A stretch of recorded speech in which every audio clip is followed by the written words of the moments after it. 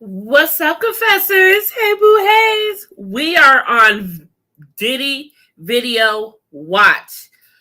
Video Watch. Diddy is supposed to be dropping a video apologizing to Cassie. He is expected to say a whole bunch of things. I have been over at Tisa Tells hard, okay? Shout out to Tisa Tells. She is the one I go to get all of my information. Tisa Tells it all. Tisa Tells has said that there will be a video. There will be a video dropped tonight. The earliest tonight, latest tomorrow. Video Diddy will be apologizing to Cassie. He will be asking for forgiveness. These are the things she says to look out for.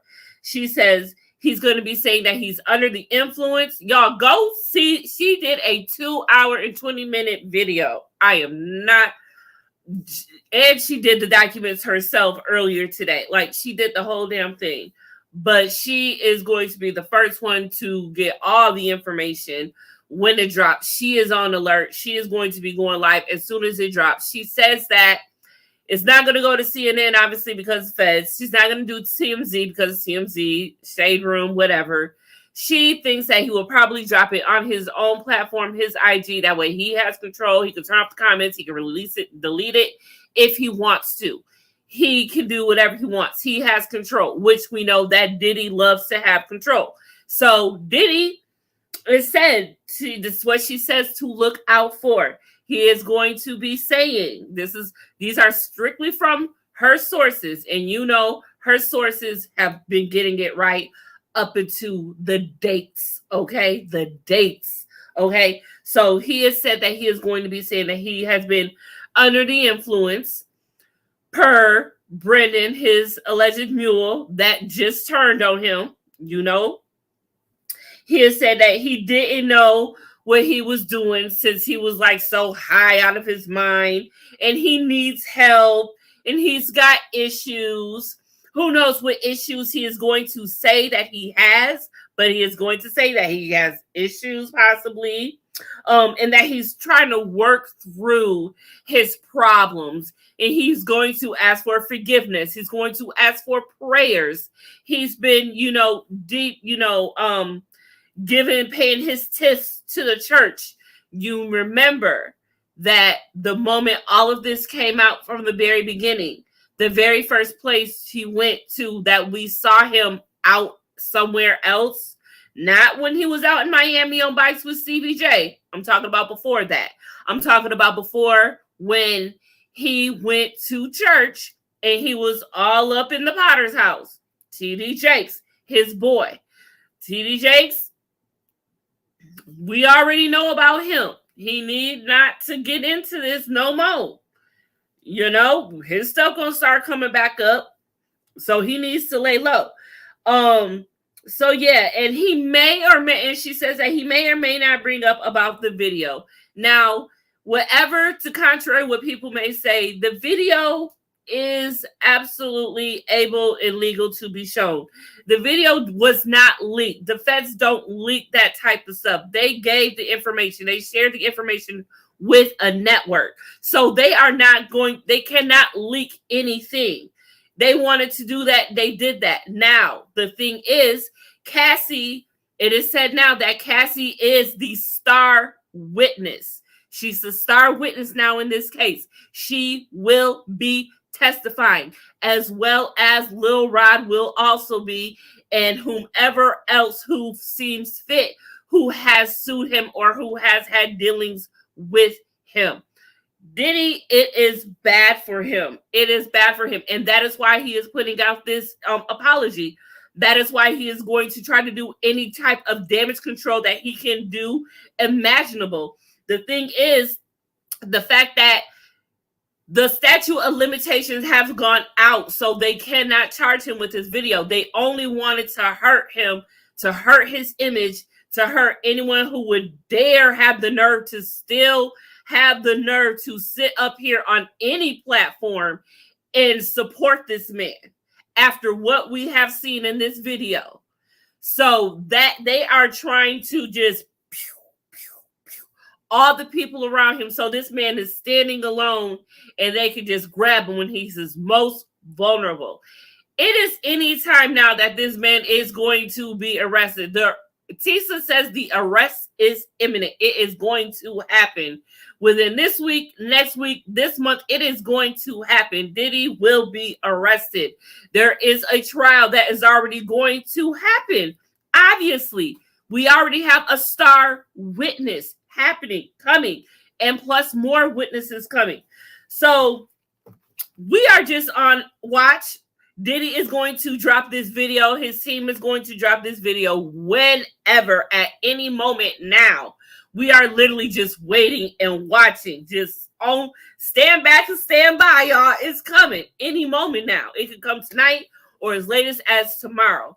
Now, Tisa was saying that it would be best for their interest if they did do it tomorrow because they would have better control of the media. All of this other stuff is about to come out. And you know, everything always comes out Sundays and Mondays. You know that happens because they want to bury it in everything else to happen going forward. So we got to make sure this does not get buried. They don't want it to get buried. We don't want it to get buried either because this can also be used against him. Because this could also be a confession. If he's apologizing, this could also be a confession, y'all. Y'all don't understand. It's happening. It is about to go down. So let's get into the documents, y'all. These are the documents. Yes. United States District Court, Southern District of New York, Cassandra Ventura, plaintiff versus Sean Combs, Bad Boy Entertainment, Bad Boy Records, Epic Records, Comb Enterprises, LLC, and Dope Horse 1 through 10. She went after everybody. She left no crumbs, okay? Now, we all know what has happened and what we have heard that has happened and what Diddy is capable of. So, obviously, I cannot read this word for word. I would have actually put the documents and shared my screen, but to the fact that kids may be watching, if there are any kids watching, y'all gotta go. If y'all under 18, y'all gotta go. Y'all cannot be here. I mean, I know y'all can watch this somewhere else, but not here. Y'all gotta go. Anybody else can stay and chill, but let's get into these documents. Now, there are different parts. Now, the beginning is just talking about how they met and who he is and who she is and how they became to be. And then it gets into, you know, when they first started dealing with each other. Then it gets into, you know, how he manipulated her.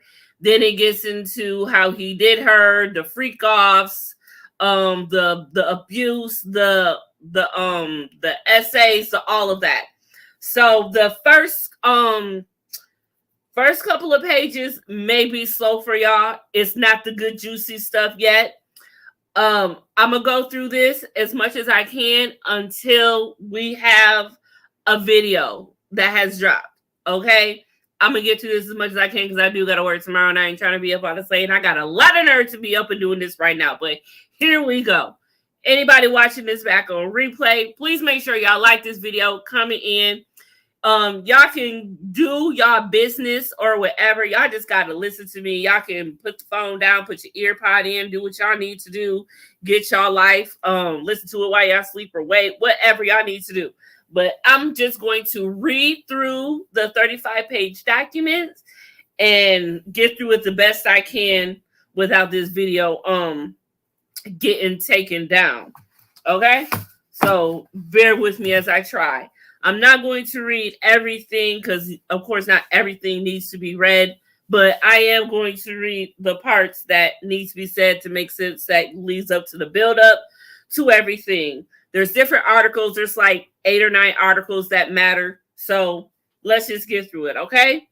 So it says, trigger warning, this document contains highly graphic information of a sexual nature, including SA.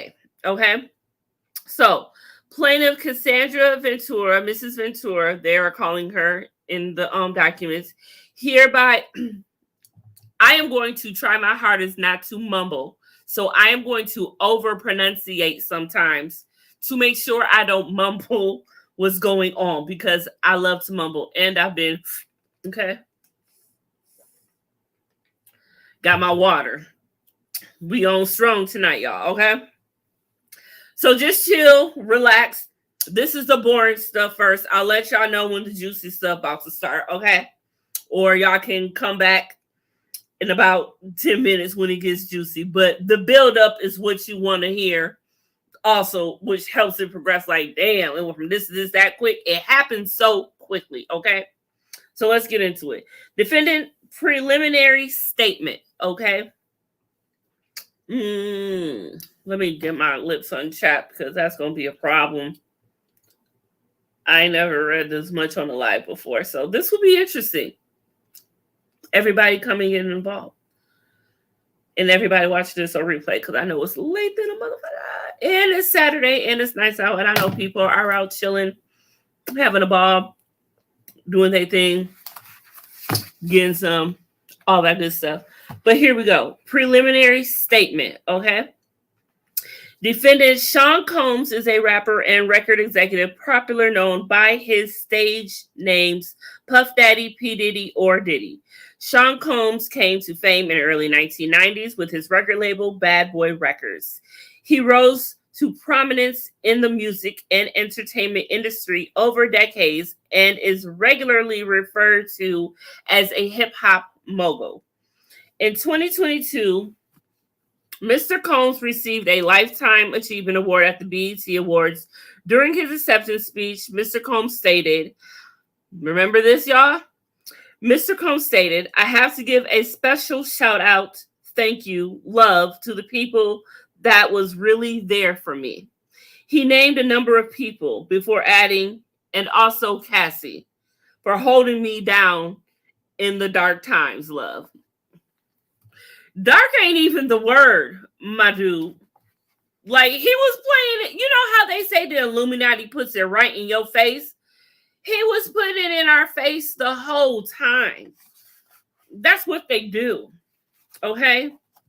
The truth, however, is that Cassie, Mrs. Cassandra Ventura, was held down by Mr. Combs and endured over a decade of his violent behavior and disturbed demands.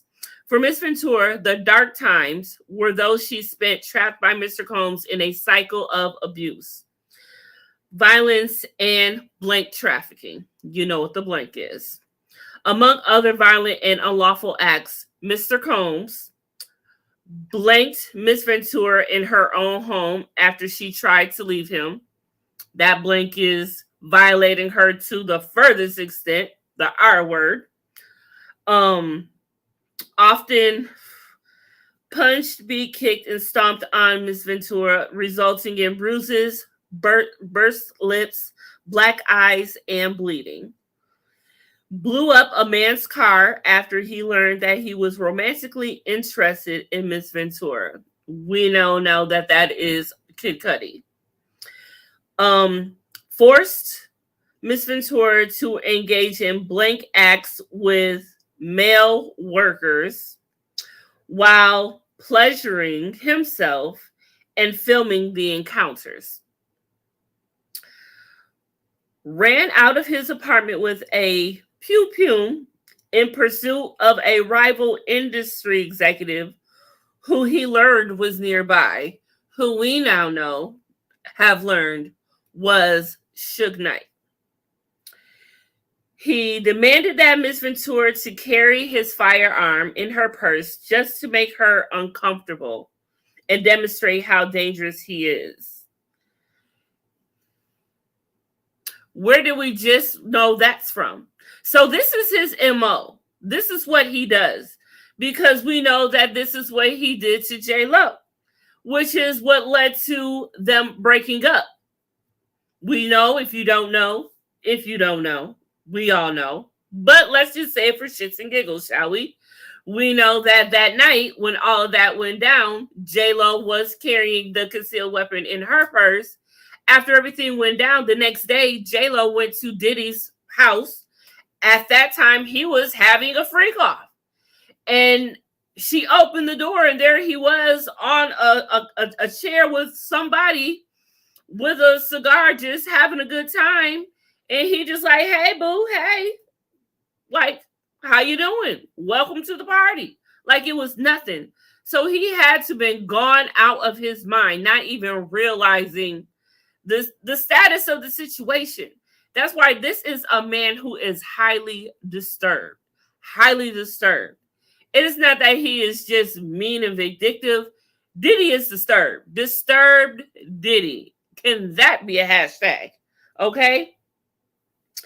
And he also introduced Miss Ventura to a lifestyle of excessive alcohol and substance abuse and required her to procure illicit prescriptions to satisfy his own addictions.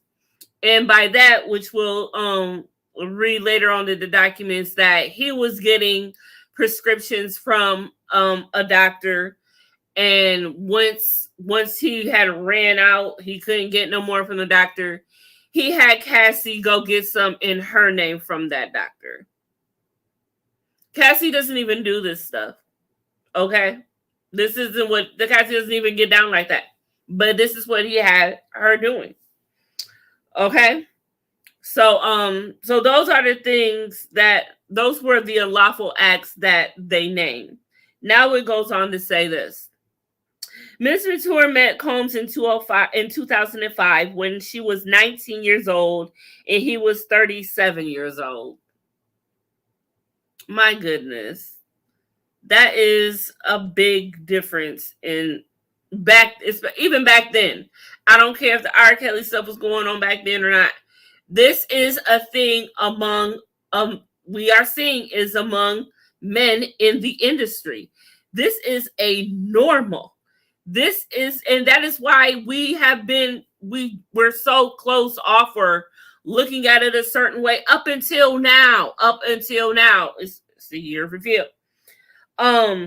He signed her to his label, Bad Boy Records, and within a few years, lured Miss Ventura into an ostentatious, fast-paced, and let's see, I don't want to say this word, but DRUG, we're gonna say illegal prescription, illegal meds, illegal prescription. Fast-paced and illegal prescription field lifestyle and into a romantic relationship with him, her boss, one of the most powerful men in the entertainment industry, and a vicious, cruel, and controlling man nearly 2 decades her senior. Mr. Combs asserted complete control over Miss Ventura's personal and professional life, ensuring her inability to escape his hold. He provided unprecedented. Look, that was just page 2, and I feel like we've learned a lot already. You see what I'm saying? Unprecedented avenues for success for the aspiring artist, but in return demanded obedience, loyalty, and silence. Throughout their relationship, Mr. Combs was prone to uncontrollable rage and frequently beat Miss Ventura savagely. These beatings, okay, now we're getting into some of the thing. Okay, these meetings were witnessed by Mr. Combs' staff and employees of Bad Boy Entertainment and Mr. Combs' related business, but no one dared to speak up against their frightening and ferocious boss. Following these episodes of horrific abuse, Mr. Combs would immediately attempt to hide Miss Ventura and the evidence of his violent rage. He often showered her with gifts following incidents of physical violence, a typical pattern of behavior by serial abusers that we know.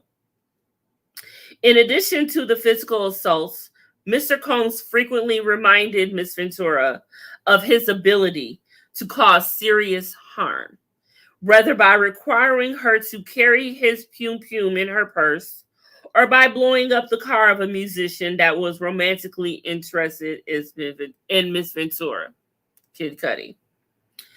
Adding insult to injury, Mr. Combs used illegal substances and threats of violence to force Miss Ventura into repeated unwanted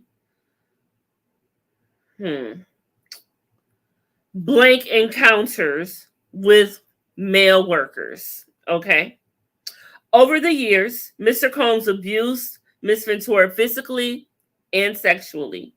She again and again tried to escape his tight hold over her life. Every time she hid, Mr. Combs' vast network of corporations and affiliated entities found her, and those who worked for Mr. Combs' companies implored her to return to him. Can you imagine trying to get away and you got people telling you, oh, you need to go back. You better go back. That's all you got. That gets into a person's head at some point. As vulnerable as Cassie was at this moment, she is an aspiring singer. She knows nothing about this industry. She is brand new to this. And Diddy, he been true to this for a long time. And for this to be her welcoming into the music industry, that's got to be tough and that's got to be hard. That's got to make a person not want to do music.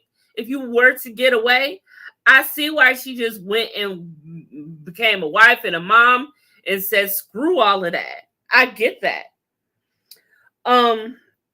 It goes on to say, many went as far as to explicitly state that her failure to return to Mr. Combs would hinder her success in the entertainment industry. That is so sick. That is sick. When she believed that they had finally separated from her when she believed that she had finally separated from her long-term abuser, she joined Mr. Combs for dinner, after which he forced her into her home and violated her to a fullest extent again, while she repeatedly said no and tried to push him away. Cassie, why did you go to dinner with this evil thing? Why would you even do that, honey? Her life, not mine. I'm glad she is out of that. Miss Ventura has now fully escaped Mr. Combs, but the harm that the assaults and blank abuse has caused her to experience for nearly a decade will forever haunt her. She has required intensive medical and psychological care to recover from trauma she lived through. She cannot, however, continue to live in silence about what she endured. Mr. Combs remains immensely powerful and immensely dangerous.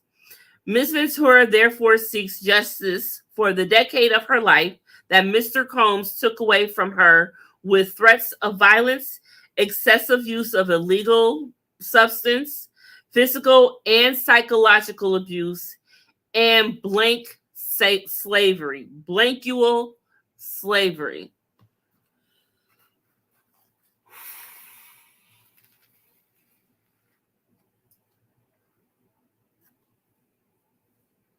And I know, we have come into light due to Kim Porter's friend who has spoke out and reminded us that, Cassie was once in a place where she would laugh at Kim Porter being where she was in this moment. And yes, that is messed up and foul to a fault, all over the world, all across the board. But I don't want that to take away from what this man has done to her and what she had to endure. It's just messed up. But moving on. According to Miss Ventura, accordingly, Miss Ventura brings this action seeking injunctive, declaratory, and monetary relief against defendants in violation of federal blank trafficking laws, the New York State Human Rights Law, the New York City Human Rights Law, New York City Admin, the Gender Motivated Violence Act, New York Administration, the New York Services for Victim of Human Trafficking, the California Sexual Abuse to Cover Up Accountability Act, and the California Trafficking Victims Protection Act. Woo! That's how deep this goes. And that goes for that part of the document. Now, this part here is just talking about jurisdiction and venue. I ain't even gonna pretend that I even know what these letters and articles of all of that mean. And I would suggest you seek a legal counsel if you want to know about this part. I am not about to read this part and mess it up, but it just goes on to talk about this court has jurisdiction pursuant to 28 USC 1331, action asserts violations and all of that stuff. Yeah, we're gonna skip that part and get on because we are on video watch. And let me check to make sure if Diddy has dropped anything yet. We're gonna check his. I'm still following this man until he goes to jail. He still has not dropped anything yet, so we're gonna keep going.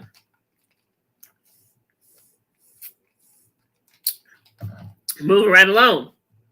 This section here lists the parties involved in this case and who they are and all of that.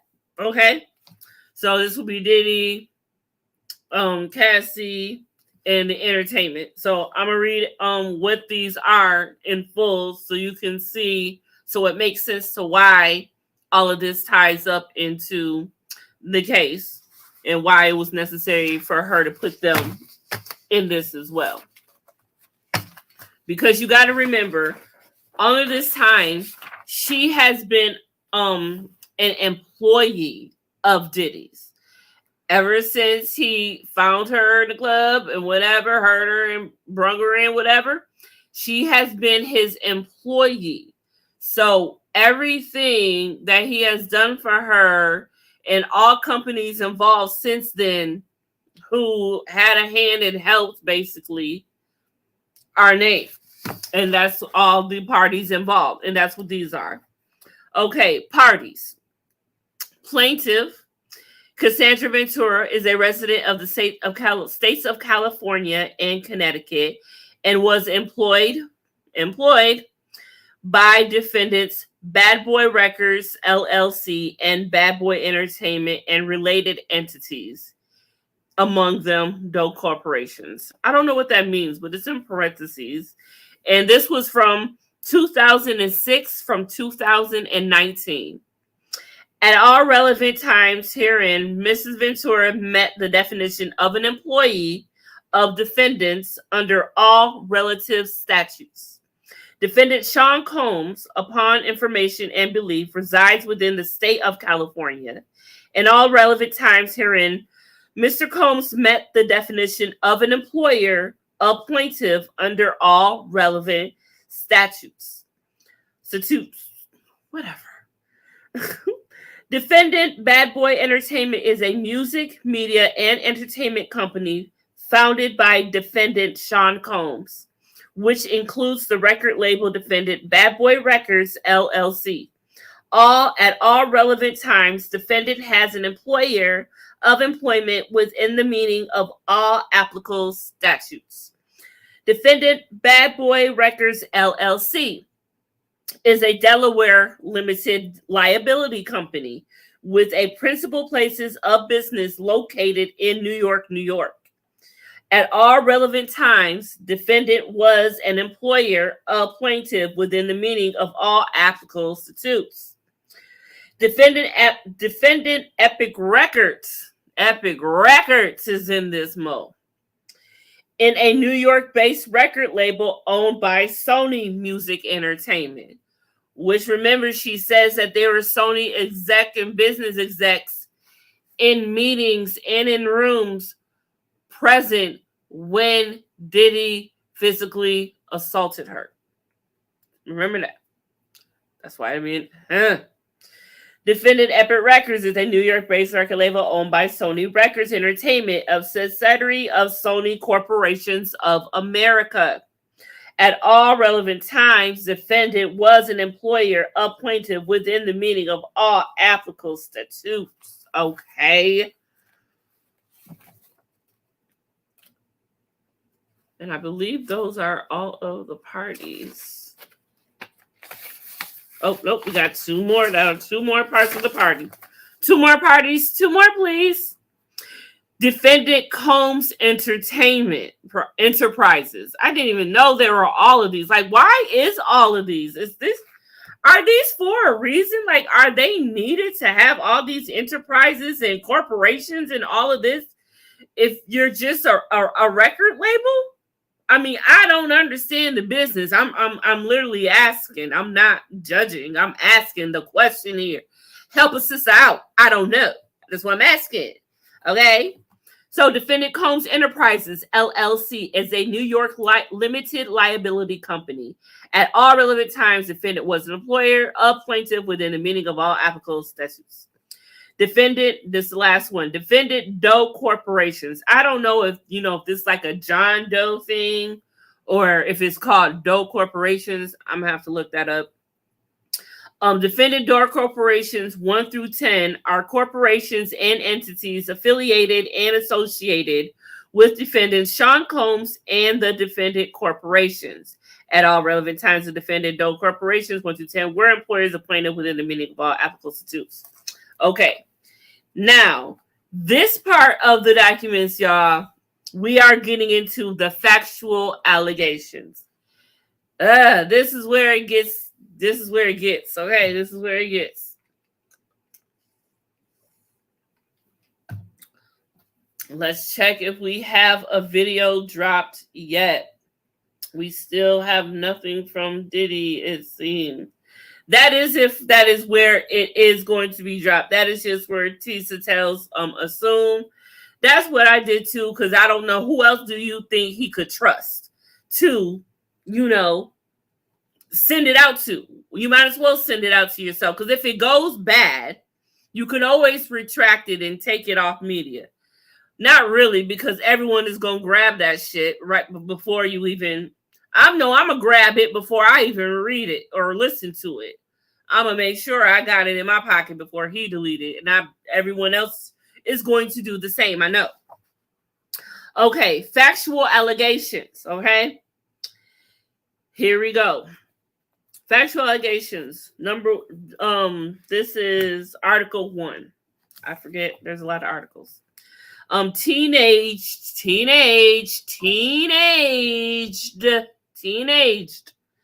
Miss Ventura meets middle-aged Mr. Combs as her career begins. Hold on. What was that I just got? Okay.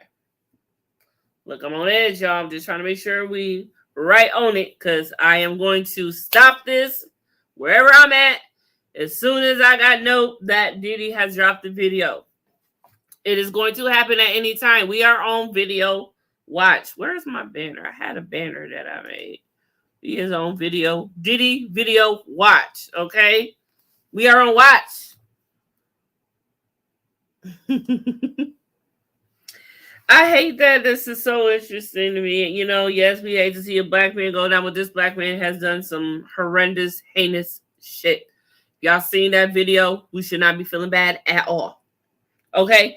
Miss Ventura met Mr. Combs in late 2005 or early 2006 after Mr. Combs heard Miss Ventura's single playing in a club and expressed interest in signing her to his label, Bad Boy Records.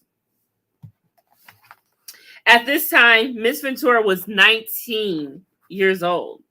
Mr. Combs was 37 years old. Okay? Within months, in February 2006, Miss Ventura signed a 10-album deal with Mr. Combs' record label. Okay, here's my thought. 10-album deal. I'm not a singer. I'm not in the music industry. I'm not in that business aspect. I don't know nothing about that. But 10 albums? You want to do a 10-album deal over one song you heard in a club? Dude, 10-album deal? Okay. I would be excited too, but I know my worth and all of that. I'm going to question this. Like, 10 albums, this is probably the only shit I got in me. You want me to do 10 albums? 10 albums is like 50 songs. More than 50 songs. You got 10 songs on 10 albums. That's 100 songs right there. This man played her from the very beginning, I feel. The very beginning. He had no intentions of taking her far. He had all intentions of making her exactly what he made her. 10 albums, my arse. There is no way that she is going to do 10 albums. There is no way I would believe for myself to do 10 albums. I don't even care. There is no way I'm doing 10 albums.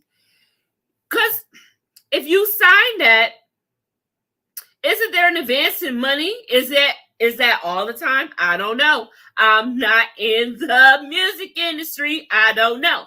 I'm just saying. If that's the case, she would have to pay all that money. But I would be scared to spend the money because if I fudge up, I got to pay that back. Right? If the albums don't sell, don't you got to pay that back? They invest money into you. I've always heard about you gotta pay it back if it don't come through. I don't know. I'm just saying. So for her to go for a 10-album deal, I would have been like, can we make it like a 3-album deal and we can just see what happened was, you know what I'm saying? But hey, you ain't gonna make no demands if you've been hungry for it. Maybe she been real hungry for it. Obviously she was. Not my deal. Not my deal. Let's move on. But I'm just saying. But is that normal for 10 albums? Is that normal? Or is that just a kick in the, or is that just some wild shit right there? You know? That's what that's what I'm on. I'm just wondering that.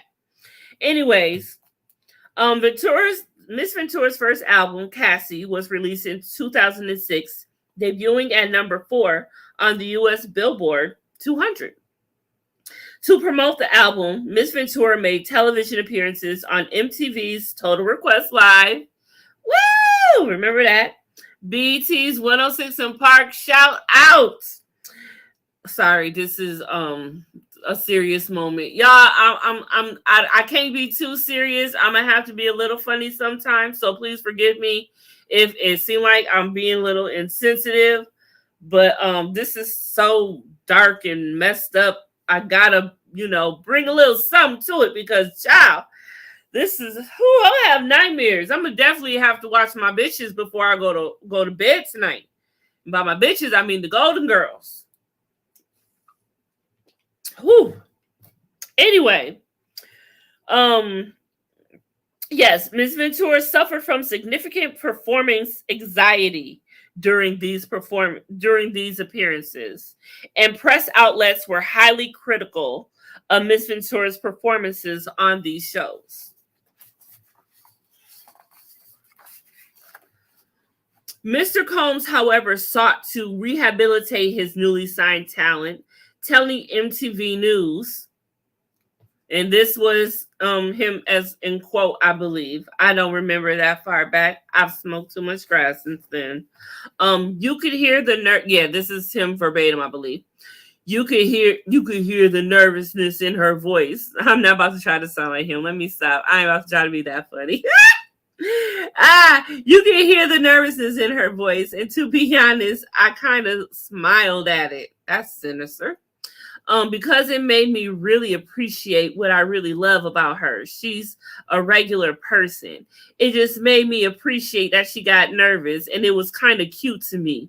To be honest, you've got to understand that success for her is coming out of nowhere. It's just so huge, and sometimes everybody handles it differently. I mean, he I guess we all ate it up then. So shit. What's to say about it now? Um, so the document goes back to talking. While clearly paternalistic is nothing, that it was cute to him how regular Miss Ventura appeared to Mr. Combs. Comments rang true to some extent. Upon signing with Bad Boy Records, Miss Ventura was quickly thrust into the spotlight and was unfamiliar with how to navigate her new celebrity status. Mr. Combs' recognition and glorification of Miss Combs proved to set the groundwork for the manipulative and coercive romantic and blankual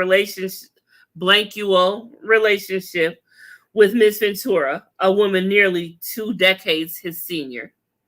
Within a year of signing with Bad Boy Records, Mr. Combs became deeply entrenched in Miss Ventura's life, almost immediately asserting possession and control over her, and inserting himself into all aspects of her career and her personal life. In November 2006, Mr. Combs invited Miss Ventura to perform his song, Come to Me, along with him at the MTV Europe Music Awards in Copenhagen, Denmark. After rehearsal for the performance, Mr. Combs walked around in a robe with a drink in his hand, flaunting his lavish party lifestyle to his label's newly signed artists. So he's just showing off, I hate a show off. That is so unbecoming. That is so unbecoming. I could literally be there to drop the draws for you, and you want to act like that, show me all of that. Ain't nothing coming off. I swear. It's just so unbecoming. Anyway, this ain't about me. During hair and makeup leading up to the performance, Miss Ventura's hairstylist and Mr. Combs' makeup artist told Ventura that Mr. Combs was interested in Miss Ventura. Miss Ventura shrugged off the gossip and in fact expressed disgust, giving the large age gap between her and the president of her record label. Did he put them up to this? Because if she's got her makeup stylist, why is his whatever stylist, what is it? His makeup stylist and her hairstylist. So she got her hairstylist there. What is his makeup stylist doing there? Was she doing her makeup? Like, okay, maybe. But I'm just saying, why would they tell her that unless he told them to tell her that? Because if Diddy is controlling the way that he is, they ain't gonna do nothing that they ain't supposed to do. They ain't gonna mess up their bag. So obviously he told them to tell her that. That's so creepy. That's old man creepy stuff. It really is. It's old man creepy stuff. Anyways, emphasizing the age and power dynamic early on in their working relationship, Mr. Combs positioned himself as a father figure and protector of Miss Ventura. By way of example, by returning to New York after a trip to Las Vegas, during which he endured a brief hospital stay, she endured a brief hospital stay, Miss Ventura, who by then was fully healthy, went out to a club with her friends. When Mr. Combs saw her out, he reprimanded her, telling her to go home and take care of herself. At that time, Miss Ventura thought that her record label was looking out for her well-being and that Mr. Combs had her best interests in mind. I was supposed to give my props for this shit tonight. But that's red flag number one. Red flag number one. Where the I know all my shit is behind the couch, but I don't feel like grabbing because I don't.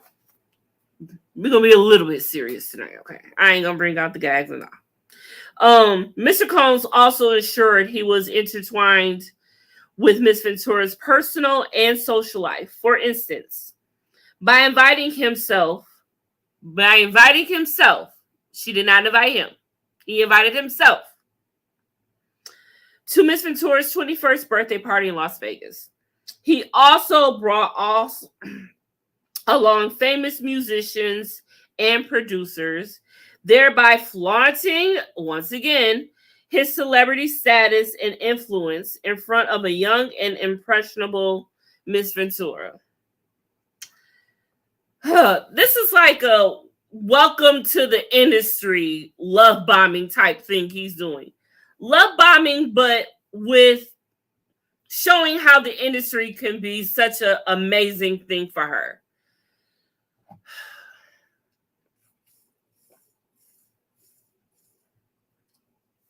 I swear, he is so much an asshole and an F-boy. Although Mr. Combs, let me look. On alert. Let me look. Let me make sure Diddy ain't dropped no shit. Still nothing.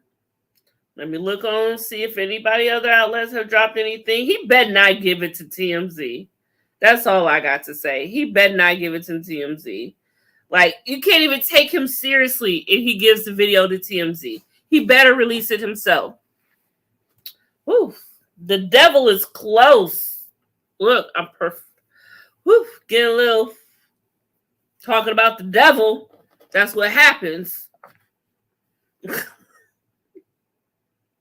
Let me stop. Okay. Although Mr. Combs knew that Miss Ventura was in a relationship at the time, and even though she was in love with this man, I forget what his name is. I think it might have been Ryan Bryan, something like that. But she loved this man, like for real, for real. Although Mr. Combs knew that Miss Ventura was in a relationship at the time, and even though he was publicly in a relationship with Kim Porter, Mr. Combs nevertheless pursued Miss Ventura. After an after party in a hotel suite following Miss Ventura's 21st birthday party, Mr. Combs pulled Miss Ventura into a bathroom and forcibly kissed her.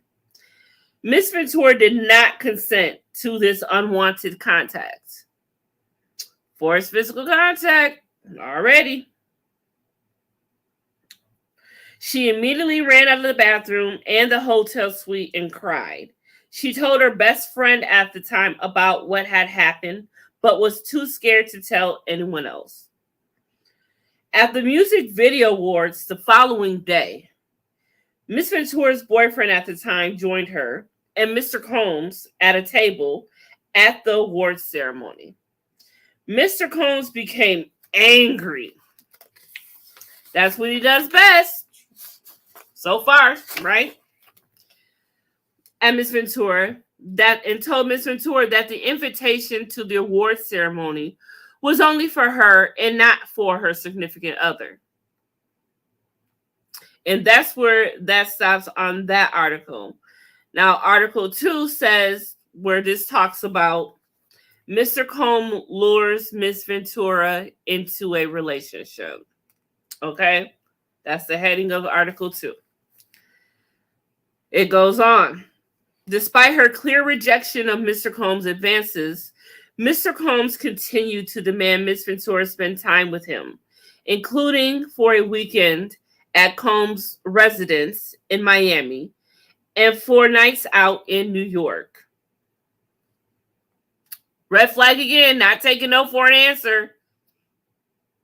She done brung her man with her to an award show after you already done tried your thing with her in the bathroom that she didn't consent to. Lucky nothing happened to you then, boo-boo. But of course, what could he do? He got all the security and entourage, so her man ain't gonna do nothing. But he wasn't gonna do nothing to act out of pocket because she wouldn't want that because she really wants this career. She was going, who knows if she even told him, you know? She don't even know that. So, anywho, on one particular night around September 2007, Mr. Combs insisted on taking Miss Ventura out. Miss Ventura, okay, I learned this word earlier for y'all, and now my receptors are blocked, and I don't forgot it. Acquiesce. Acquiesce. Fearing that rejecting Mr. Combs' request, so acquiesce means she just gave in to just succumb to it, whatever. Fearing that rejecting Mr. Combs' request would have repercussions for her album deal. 10 album deal with Mr. Combs and his company, Bad Boy Records. Mr. Combs picked up Miss Ventura from an apartment in Manhattan in a blue luxury vehicle, whatever they was riding around back then. Sure was dope. Miss Ventura was surprised that when she got into the car, Mr. Combs was already inebriated. Already? Damn. You couldn't wait? You know, I don't want my man to pick me up all messed up already. I definitely don't want my manager or the president of my record label picking me up all inebriated, knowing what he just tried nights before. So, you see what I'm saying? Anywho, let's proceed. Mr. Combs picked Ventura up in an apartment in Manhattan in a blue luxury vehicle. Miss Ventura was surprised to see that he got into a car and Mr. Combs was already inebriated. He handed her a pill and told her to take it. When Miss Ventura asked what the pill was, Mr. Combs dismissed it and told her she would like it. So she up here asking what it was. She clearly don't know. This ain't her forte. He just like, whatever, just take it. Just, you know, you'll like it. I'm on it. Look at me. Woohoo. I'm having a good time. You know, let's have a good time together. You know, he's trying to make, goodness gracious. He really trying it. He is really trying it. He dismissed her and told her she would like it. She later learned the pill was ecstasy, something Miss Ventura had never before tried and did not want to try. This was the first time Mr. Combs got Miss Ventura high. Jesus Christ. Mr. Combs then proceeded to drive recklessly at very high speeds down the West Side Highway of Manhattan. Miss Ventura was very scared, but did not dare to object to Mr. Combs, who appeared drunk, high, and agitated. Can you imagine? You know how when you driving with your homegirl or your homeboy or your sister or your brother or your mama or your children, and you be scared for your life because they driving and you like, hold on, you really scared. Now imagine this man who you've seen who what he is capable of, what he is on, what he is doing, not taking no for an answer. So high, mighty, and powerful, you can't say anything you feel. You already in this car. You can't get out. That's why you in it and you can't get out. She can't get out of a moving vehicle. She has no choice. She is stuck. That's intense. And now you own this stuff that you own for the first time. That adds even more to her. So that's had to have been the worst trip to be on. Period. Mr. Combs then proceeded to drive recklessly. Okay, we read that part. Mr. Combs took Miss Ventura to an upscale lounge in downtown Manhattan, where he proceeded to get into an altercation with the security staff, who would not permit Mr. Combs to enter, presumably because he was belligerent. Hold on. Video drop. Hold on. Video drop. Oh, nope. Not it. Okay. That's Tisa talking about the Royals. She also covers the Royals. If y'all into that, I am, but I don't be having time. I just be checking in on her short videos. I can never save her long videos of that. But I love Tisa. She's just awesome. Like, shout out to her. Please like her videos. Share it. Help her shit grow. She's amazing. Okay. Miss Ventura decided to go home, but for the remainder of the night, Mr. Combs messaged Miss Ventura's phone incessantly, complaining that she left him high and alone. So now you mad? You don't put this woman in danger. Now she mad that she decided to take her own life and value it and leave your crazy ass where you was that night. I'm sure you would have been fine. You have so many yes people around you. You was not alone.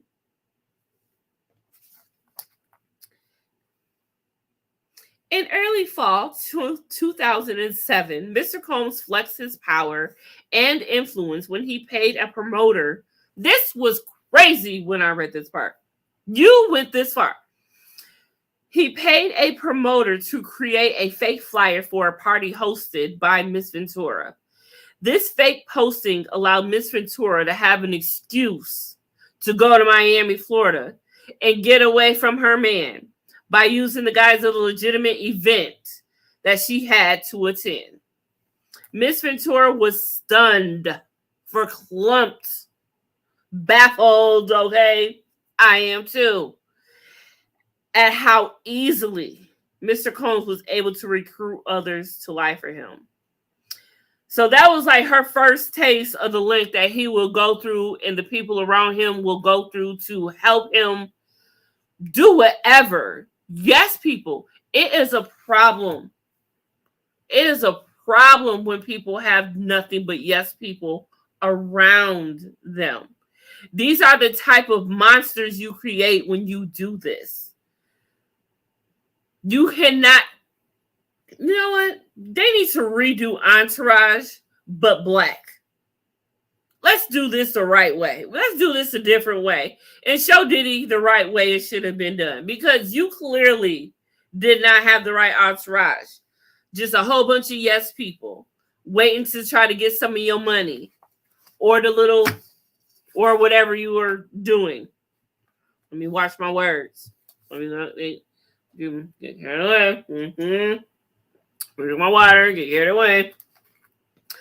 Miss Ventura was uncomfortable with the fake flyer, but because the request to go to Miami was made by the owner of her record label, and because she was scared to go against his wishes and face repercussions of her nascent career, which means new. I just learned that word today. Nascent. Okay. Miss Ventura agreed to join Mr. Combs in Florida. During this trip to Miami, Mr. Combs provided Miss Ventura with copious amounts of illegal substances. She became more intoxicated than ever before, and her intoxication lasted throughout the weekend trip. Can you imagine just being messed up the whole weekend? Your first time doing that type of stuff, and you're messed up for the entire weekend? Like 72 hours. And you know, celebrities, they do long weekends. So when do y'all weekends start? Y'all weekends start on like a Monday and then on a Tuesday.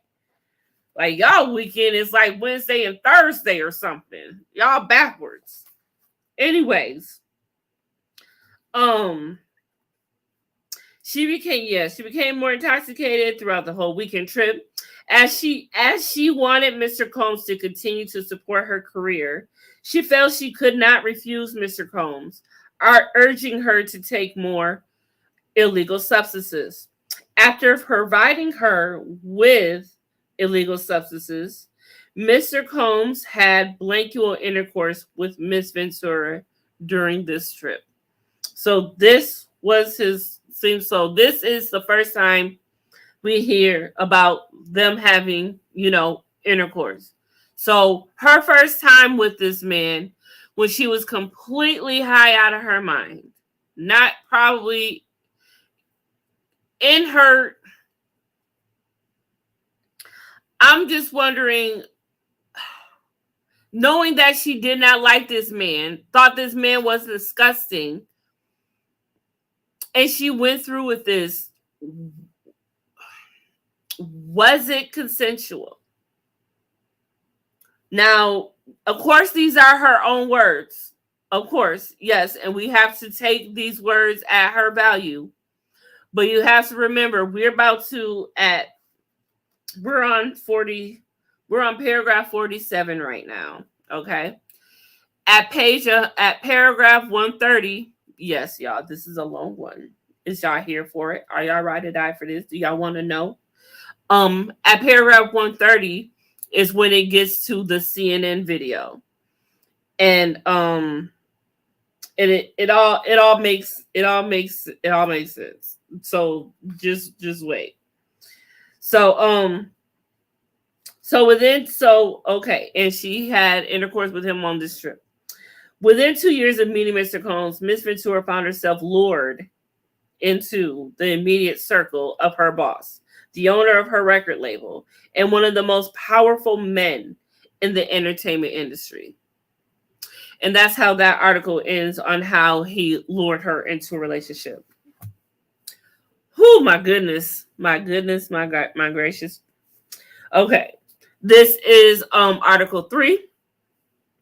And the headline for this talks in this article, they are stating about Mr. Combs exerts control over Miss Ventura's career and personal life. Okay? Let's get into this. This man is wicked. Wicked.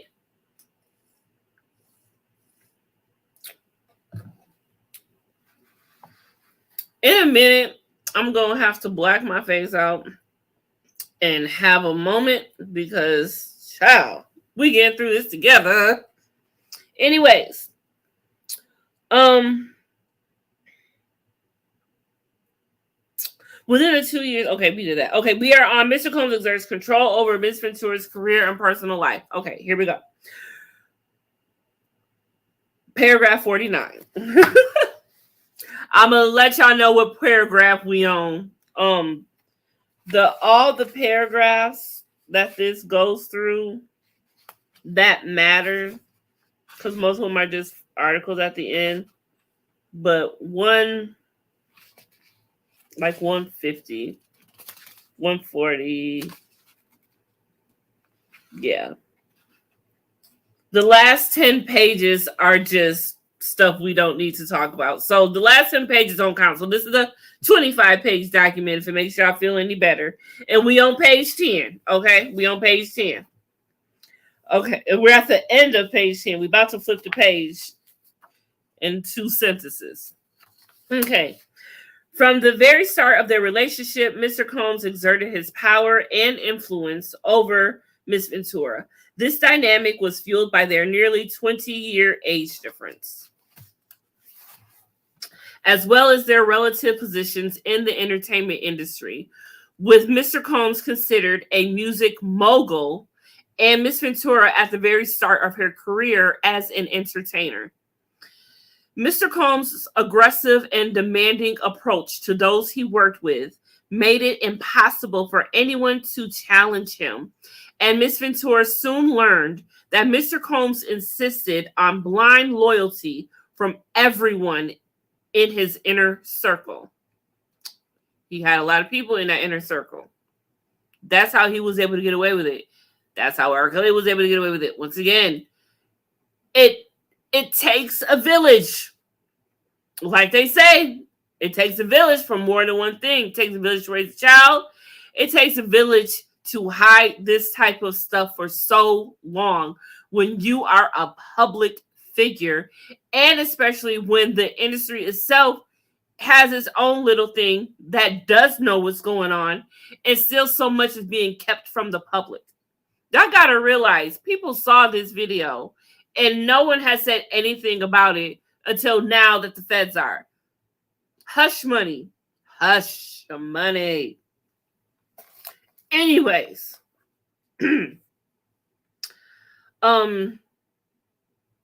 Although Miss Ventura has saved up some earnings from her young modeling career, Mr. Combs' ostentatious display of wealth was intimidating to her. Mr. Combs paid for this with wads of cash and would repeatedly tell Miss Ventura, "Don't worry about money. I have money." Okay, I ain't gonna lie.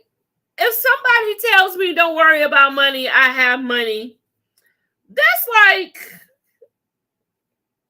music to a woman's ears. And you don't gotta be a gold digger for that to be music to your ears. Because I'm not a gold digger. And that is still music to my ears. Come on. I mean, who wouldn't? Who wouldn't? And to enjoy all this is like this is a young woman's dream. You gotta remember, Cassie is a young woman at this moment. Not many people get this opportunity, especially at this age.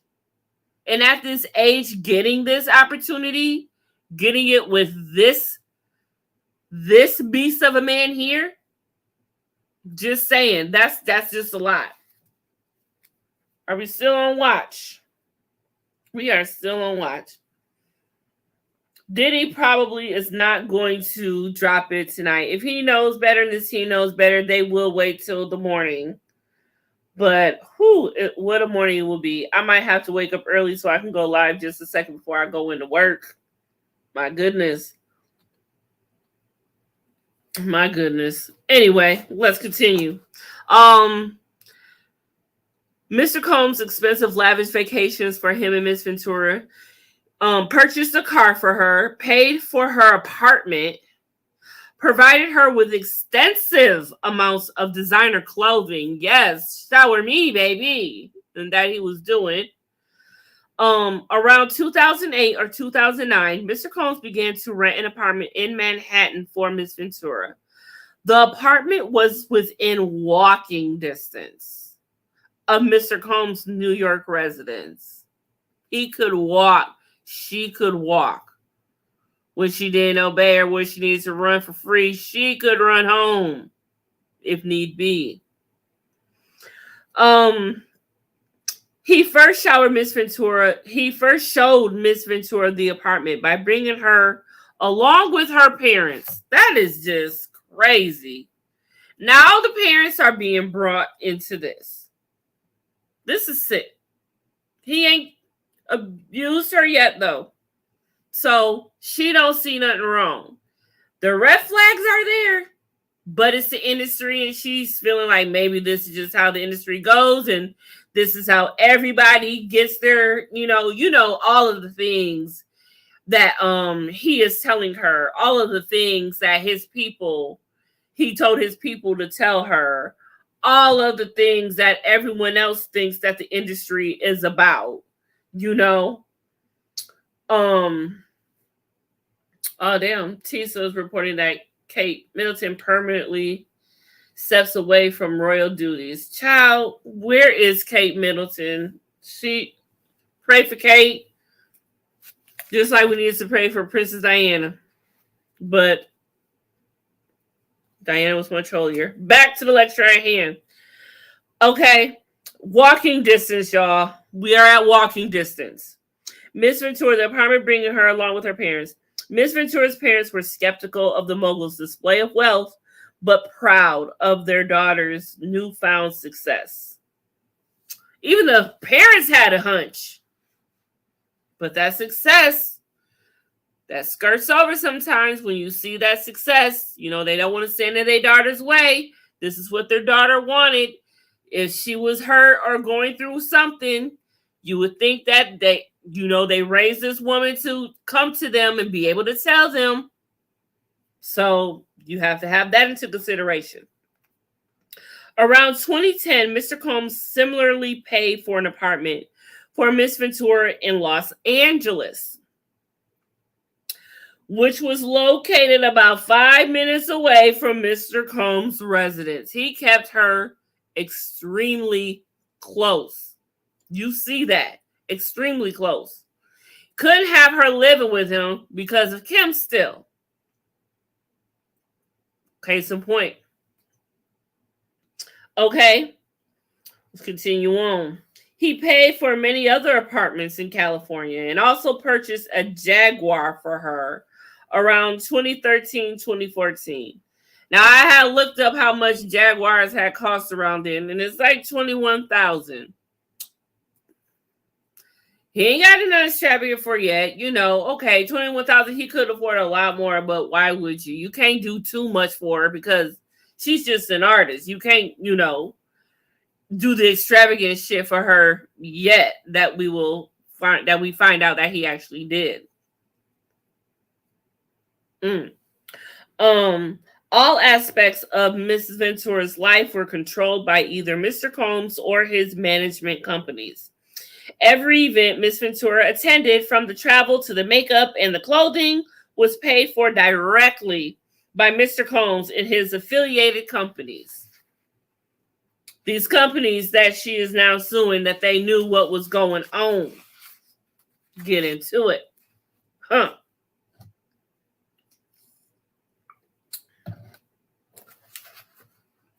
Compounding all-encompassing intrusion into her life, Mr. Combs secured his control over young and impressionable Miss Ventura by introducing her to a illegal substance-fueled lifestyle that kept her complacent and compliant. Mr. Combs first introduced Miss Ventura to opiates around 2008 and would often have pills and other illegal substances out in the open like candy. Candy? Now, if that's the case, there ain't no pets in this house or no kids in this house, because there's no way you could just leave this type of stuff out in the open looking like candy. And we know that's, he's into all that cute candy type of stuff. That's what Brendan was hooking up with him. I wonder how much was on him when he got caught. I really wonder. We'll never know, because he about to get all of that expunged. As I had got, all he got to do was this Inversa program, whatever it's called, and we will never hear about this boy again. We will never hear about him again. I wonder if he's going to testify. Is he one of the people? Cassie's the star witness. The star witness means there's more witnesses. She's just a star. So there's more. But wait, there's more. Yes, there's more. Lil Rod, he is said to be testifying as well, along with others who have sued him. There have been plenty. You never know. Honey, hush. Let's continue. Upon information and belief, Mr. Combs has been addicted to prescription painkillers and took ecstasy frequently.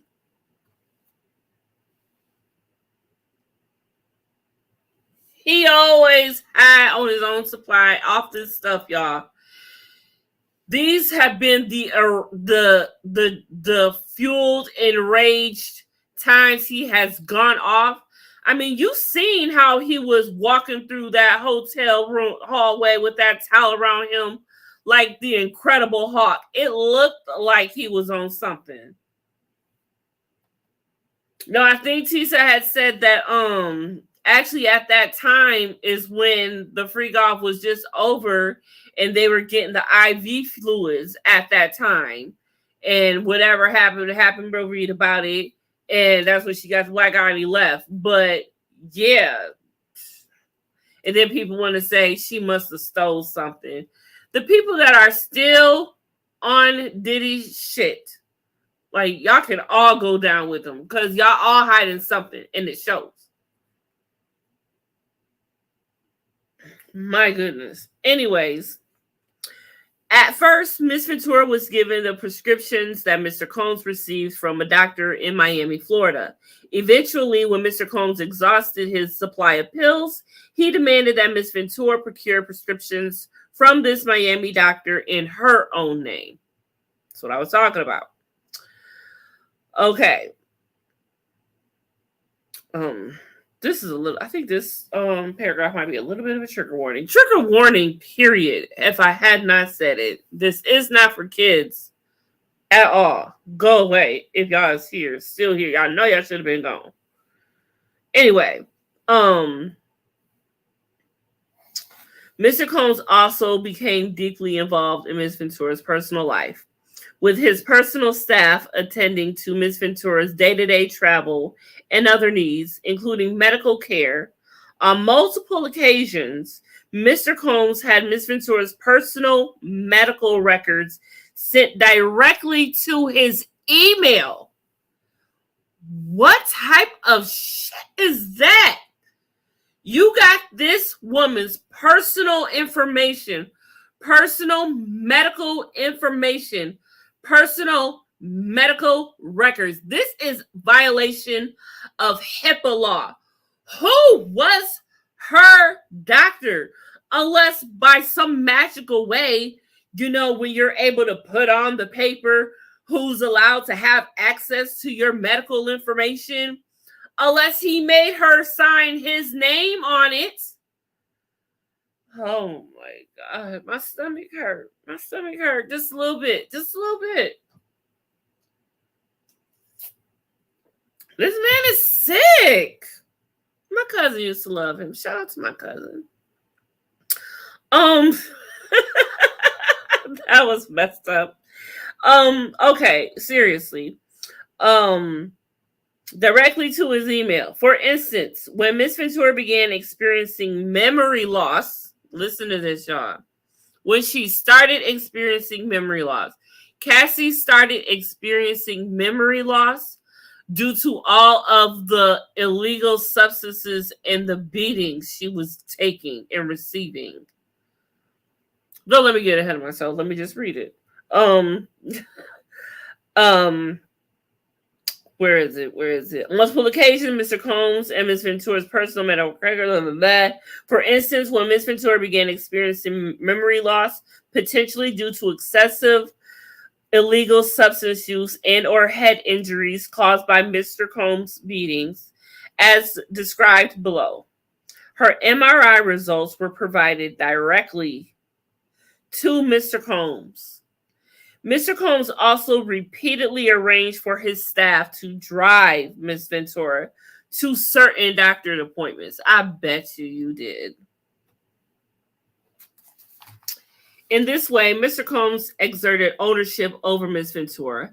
As another example of the ways in which he manipulated Miss Ventura and ensured obedience early on in their relationship, he asked Miss Ventura what he... This pissed me off so bad.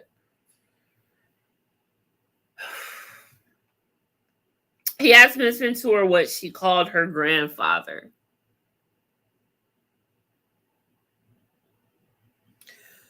When Miss Ventura said that she referred to her grandfather as Pop Pop, Mr. Combs perversely insisted that Miss Ventura referred to him with that nickname. How freaking disgusting is that? That is a mental, psychological mind F right there. By anything else, period.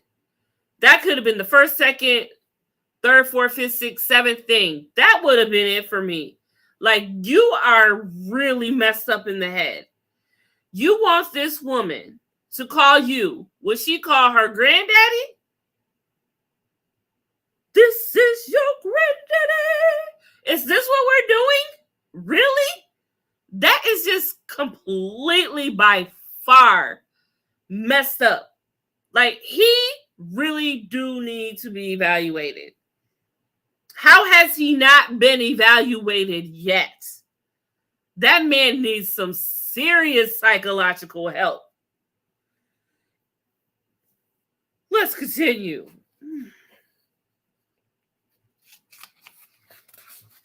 Before we continue with the page, we got to do a video check. Make sure nothing has dropped yet.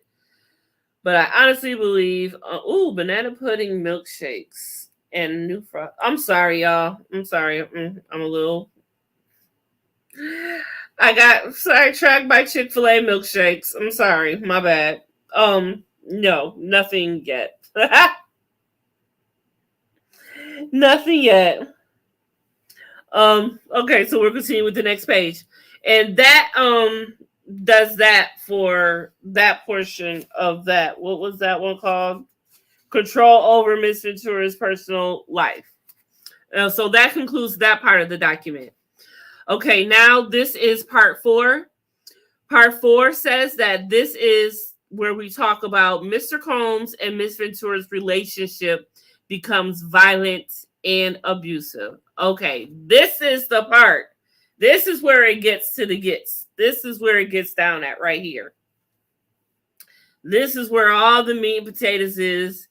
This is it. So we are on paragraph 61. Okay, y'all still following? Here we go. Article 4. Mr. Combs and Miss Ventura's relationship becomes violent and abusive. I really should take off the ones that we're not going to read. This is so heavy. Okay. What started as a whirlwind. Okay. Do y'all mind if I take a hit? I mean, there's 6 of y'all in here. No one's commenting. I would think that everybody is doing their own thing. Like I said, y'all don't need to watch. Y'all just need to listen. But if that's the case, I'm about to stop my camera so I can have a little moment because Diddy is driving me freaking insane. Okay. Mr. Combs and Miss Ventura's relationship becomes violent and abusive. What started a whirlwind of celebrity meetings and a illegal substance and alcohol-fueled parties. Here we go with the parties right off the bat. Here we go. However, quickly turned frightening and violent.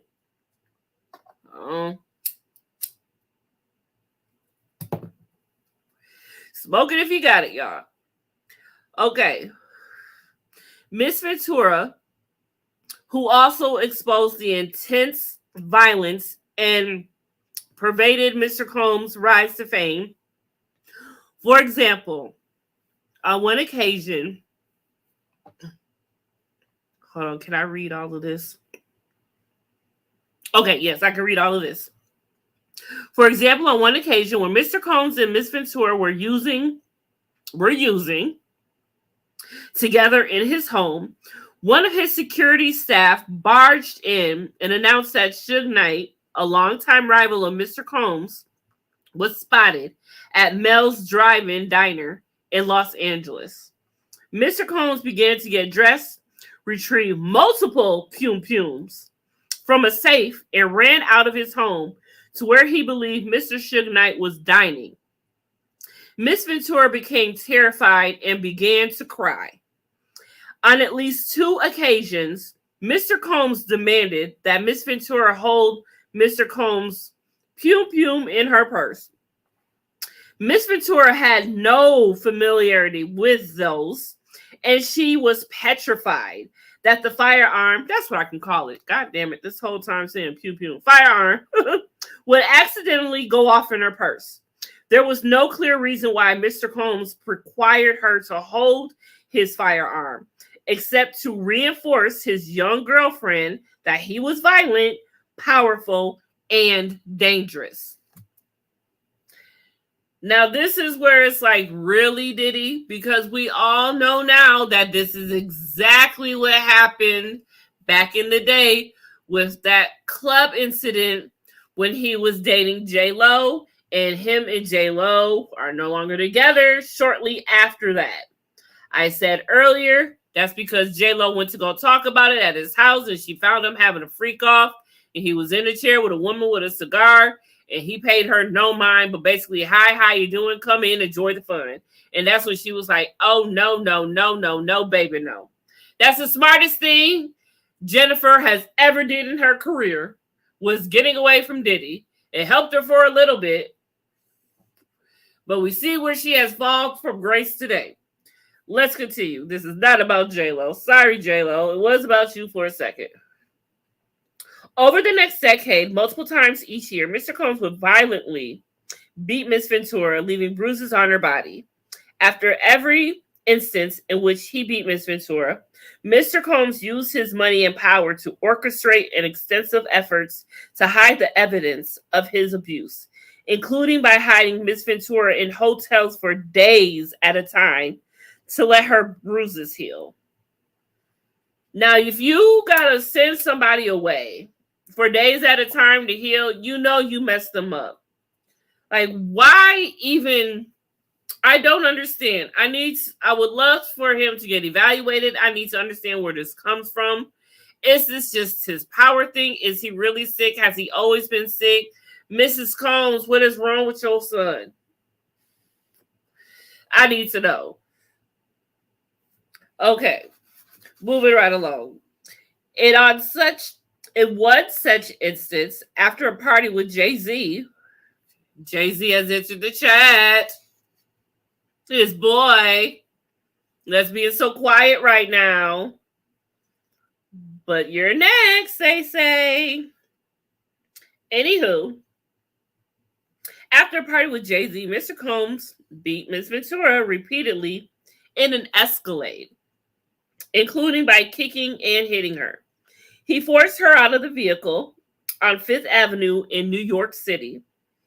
She was eventually able to hail a cab and get to her apartment in Manhattan, where she cried in fear, realizing that there is no one she could tell about what happened at the hands of this incredibly powerful man. She spent the subsequent 3 days hiding in her apartment. Can you imagine? This is supposed to be the best time of her life. She just got signed. She's supposed to be signed to one of the hottest record labels at the moment. She's, getting her name put out there. She's getting the buzz about her. This should be the time of her life that she should be enjoying the fruits of her labor and her hard work.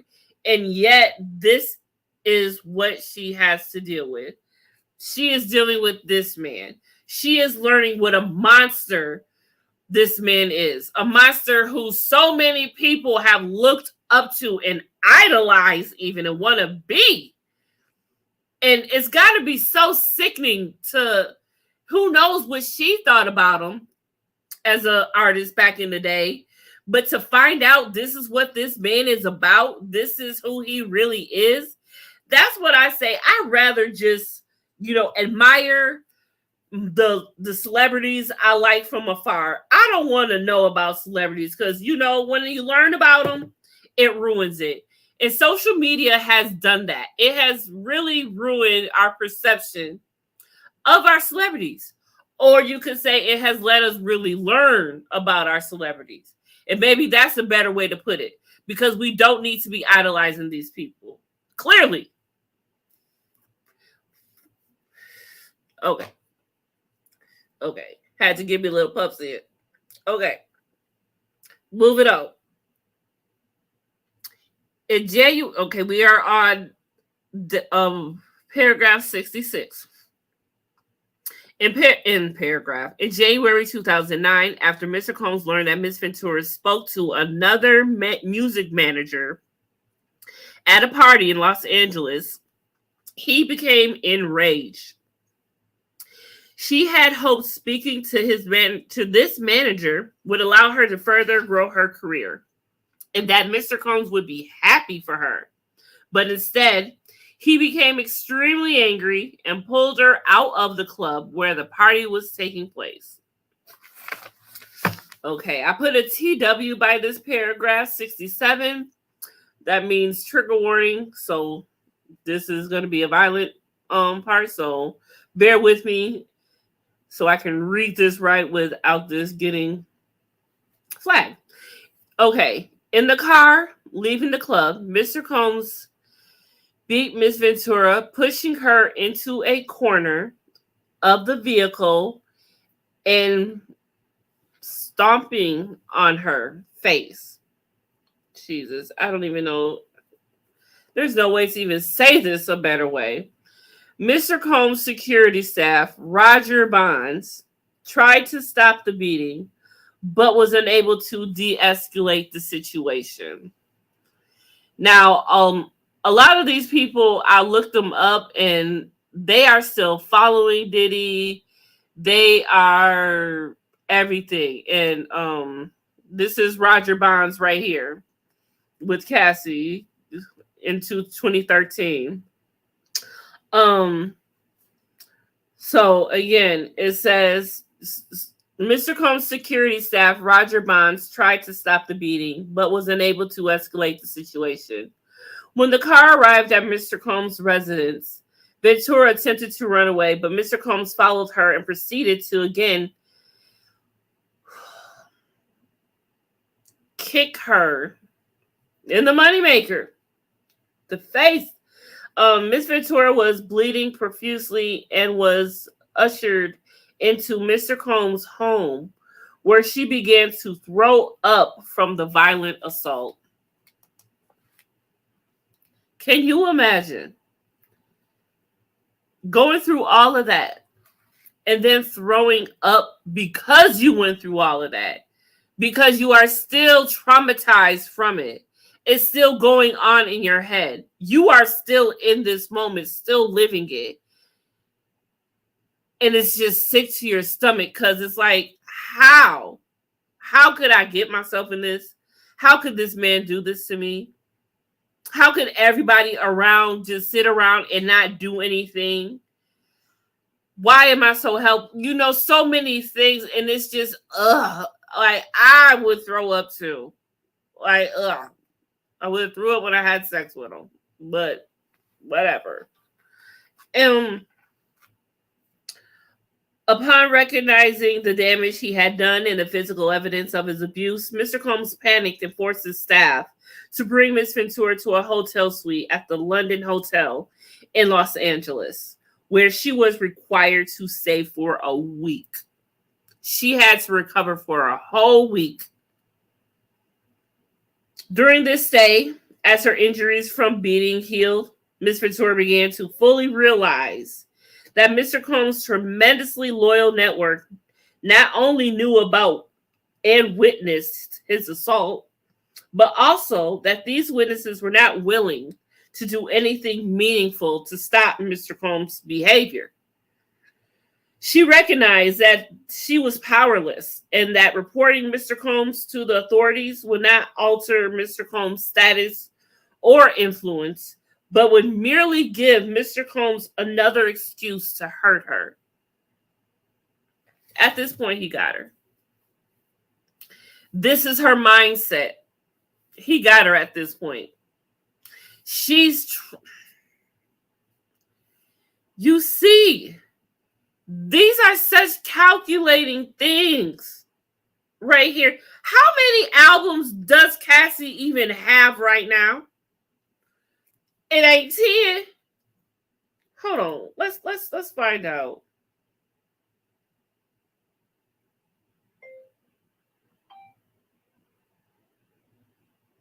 Let's find out. How many albums does the singer Cassie have?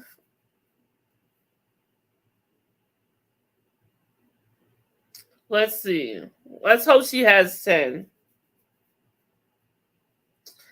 American singer Cassie Ventura, known simply as Cassie, has released one studio album, one mixtape, 13 singles, including three as a featured artist, whatever that is, and 11 music videos. She recorded her first song, Kiss Me, with Ryan Leslie. You know about that. Was that the Ryan? Ryan Leslie. For her mother's birthday in February 2005, Leslie then signed Ventura to his Next Selection imprint, writing and producing her first single, Me and You. Just me and you. That's the best one that we know her most for. That same year, the song soon went viral after made available on her MySpace page. Shout out to MySpace. And became a club hit in Germany. In the meantime, Diddy partnered with Leslie. Why is he in this? Like, wait, how did he get here? Hold on. He crept up. I wasn't expecting. I was trying to get away from Diddy for a second. But here he go. Here he go. Bitch, here I go. In the meantime, Diddy partnered with Leslie to release Ventura's self-titled debut album, Cassie. Oh, okay. The debut album she did, her number one album, in August 2006 through Bad Boy and Atlantic Records. The album debuted at number 4 on the US Billboard 200 and charted with the top 40 in the UK album charts, where it later received a silver certification by the British phonographic industry. Blah, blah, blah, blah, blah, blah, blah, blah, blah. Okay, so one album. All of this. We were supposed to get 10. We got one album, 13 singles, couple mixtapes, and 11 videos. That's where we're at. Moving right along. During this stay, her injuries from the beating, Ventura began to realize tremendous loyalty, and also when ministers were not meaningful to Mr. Combs' behavior, she recognized she was powerless. Oh, I read that whole part. Okay, we're going to the next page. We're done with this page. Moving right along. We ain't gonna backtrack. We ain't got to.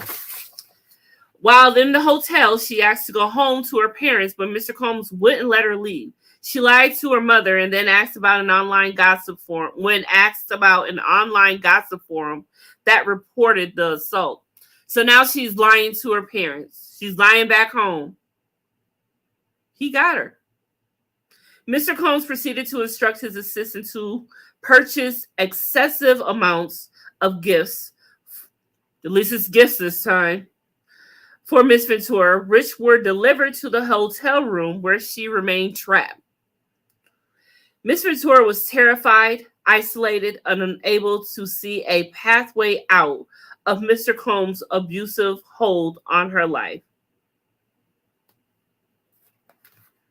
She found herself becoming numb to the abuse where she was experiencing and becoming entirely beholden to Mr. Combs' demands. She began to blindly follow his instructions out of fear and out of fear of again being on the receiving end of a vicious beating. By Mr. Combs' own admission, his relationship with Miss Ventura was like Bobby and Whitney. God, that's not a good... A clear acknowledgement of the unequal power dynamic and excessive domestic violence that permeated their relationship. From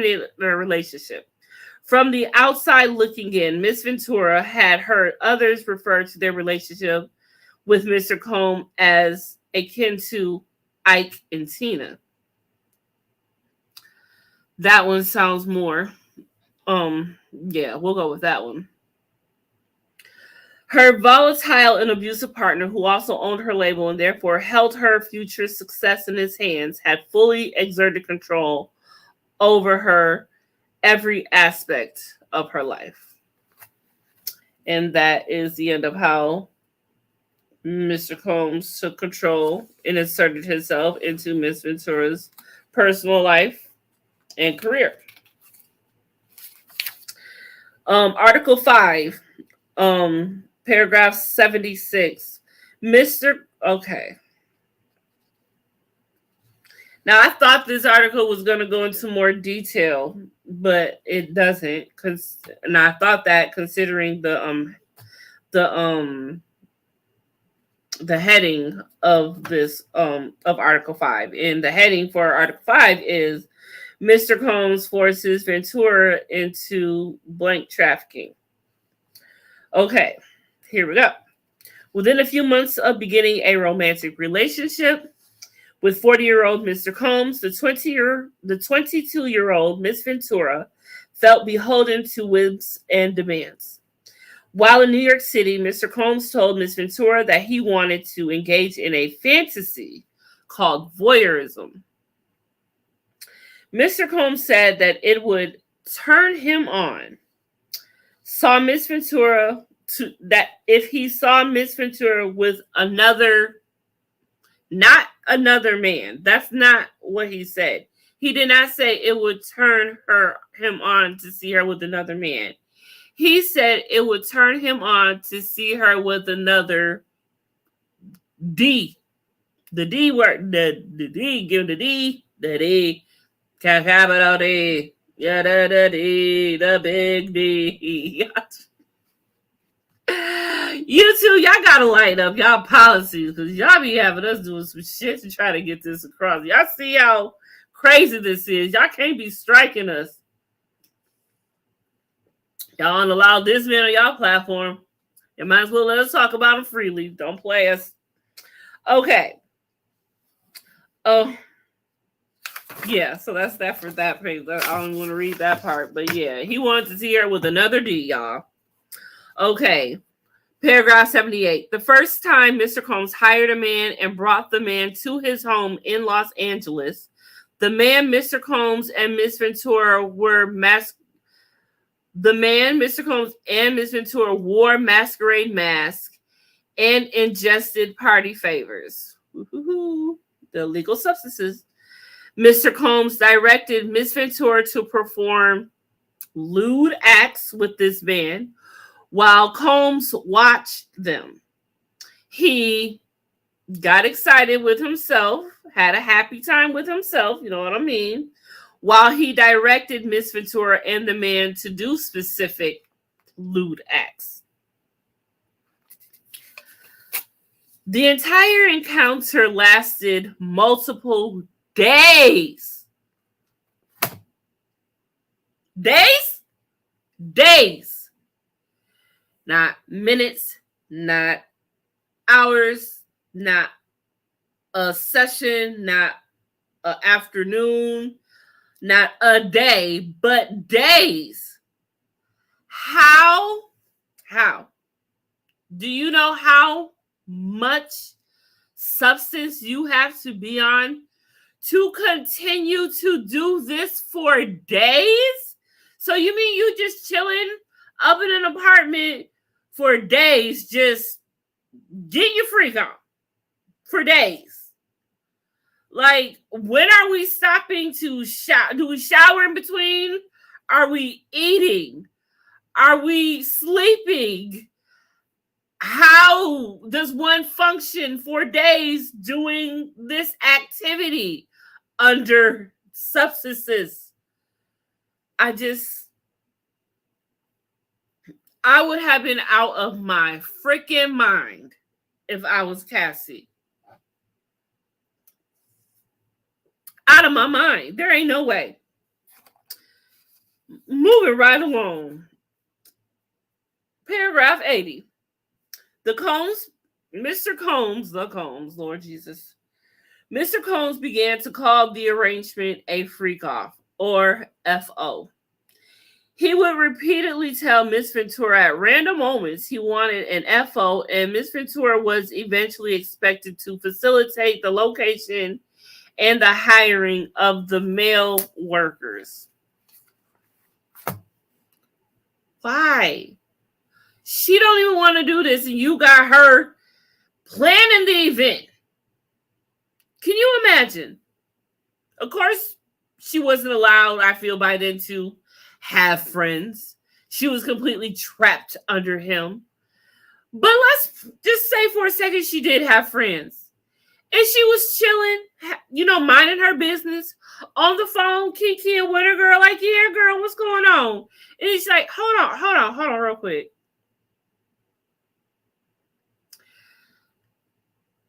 Girl, I'm gonna call you back.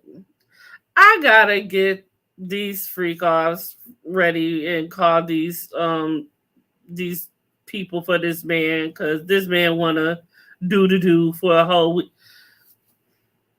Woo! At this point, you know that she has to be completely, heavily, and only induced all of the time in order to even stay with this man, not even when anything was going down.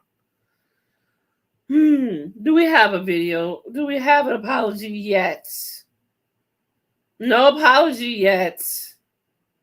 This man still ain't apologized. He probably don't saw Tisa video, was like, let me rethink this. She got a point. We gonna continue. Okay. At certain points during Miss Ventura and Mr. Combs' relationship, he would insist on an FO weekly. He wanted one every week. Every week, honey. Tell your friends to get with my friends and we can be friends. Heck, we can do this every weekend, all right?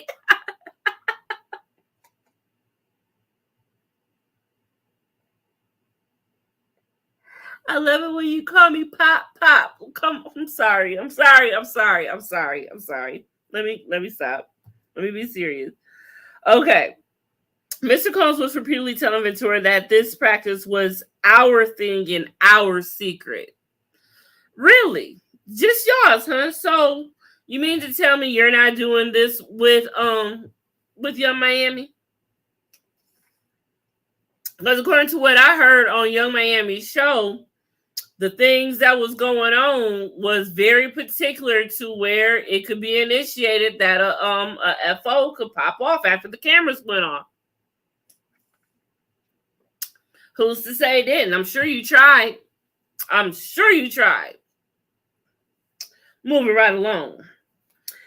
FOs would take place in hotel suites, include at the Trump International Hotel in Columbus Circle, L'Hermitage, what the fuck, I ain't fancy, don't try me, Beverly Hills, the London Hotel in Los Angeles, the Intercontinental Century City, that's, I believe, where the CNN video came from, that's where they were when that happened, the Intercontinental Atlanta, the Intercontinental New York City, the One Hotel in New York and in Miami, the Mandarin Oriental Hotel in New York and in Miami, the Fontainebleau in Miami, the Beverly Hills Hotel, and Shutters on the Beach in Los Angeles.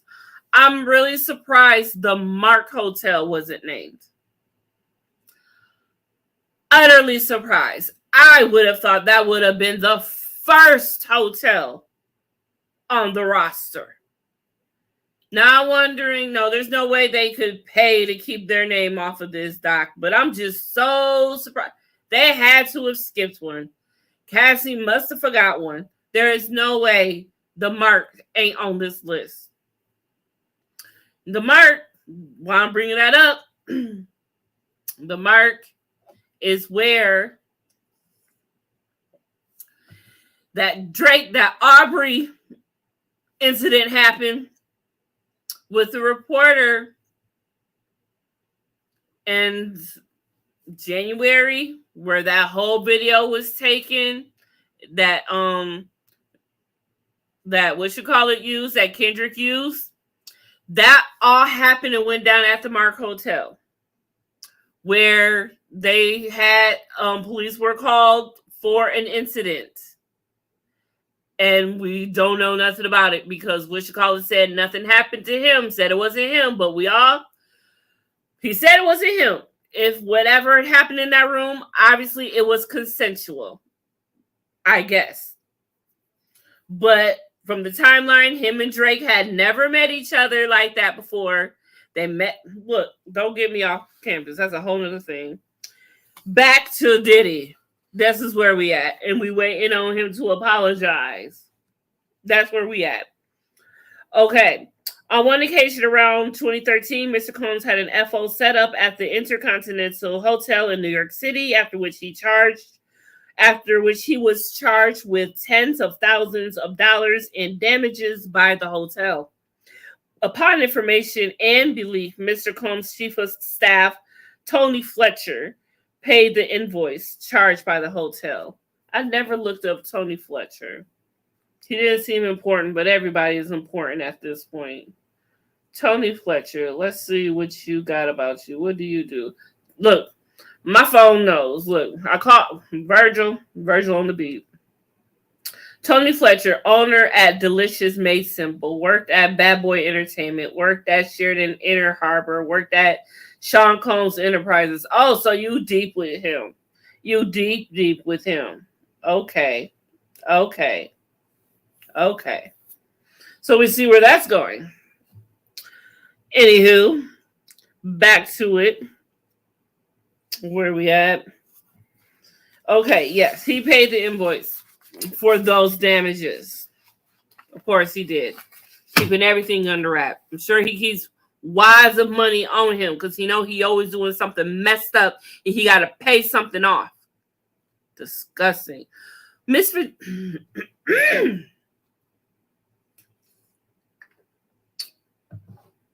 We're on page 17, so we got about 7 more pages to go, and we're done because the other last 10 is not important, and we still ain't got nothing from Diddy. Anywho, but I got some other stuff to talk about real quick after that, so stay tuned or come back, whatever have you. Anyway, shout out to those that are listening right now. I see y'all on here. Thanks for listening. I hope I'm not mumbling and getting off track too much for y'all. But we are hour and 51 minutes in, so we'll be done before 2.5 hours. That's for damn sure. Okay, here we go. So we can get there.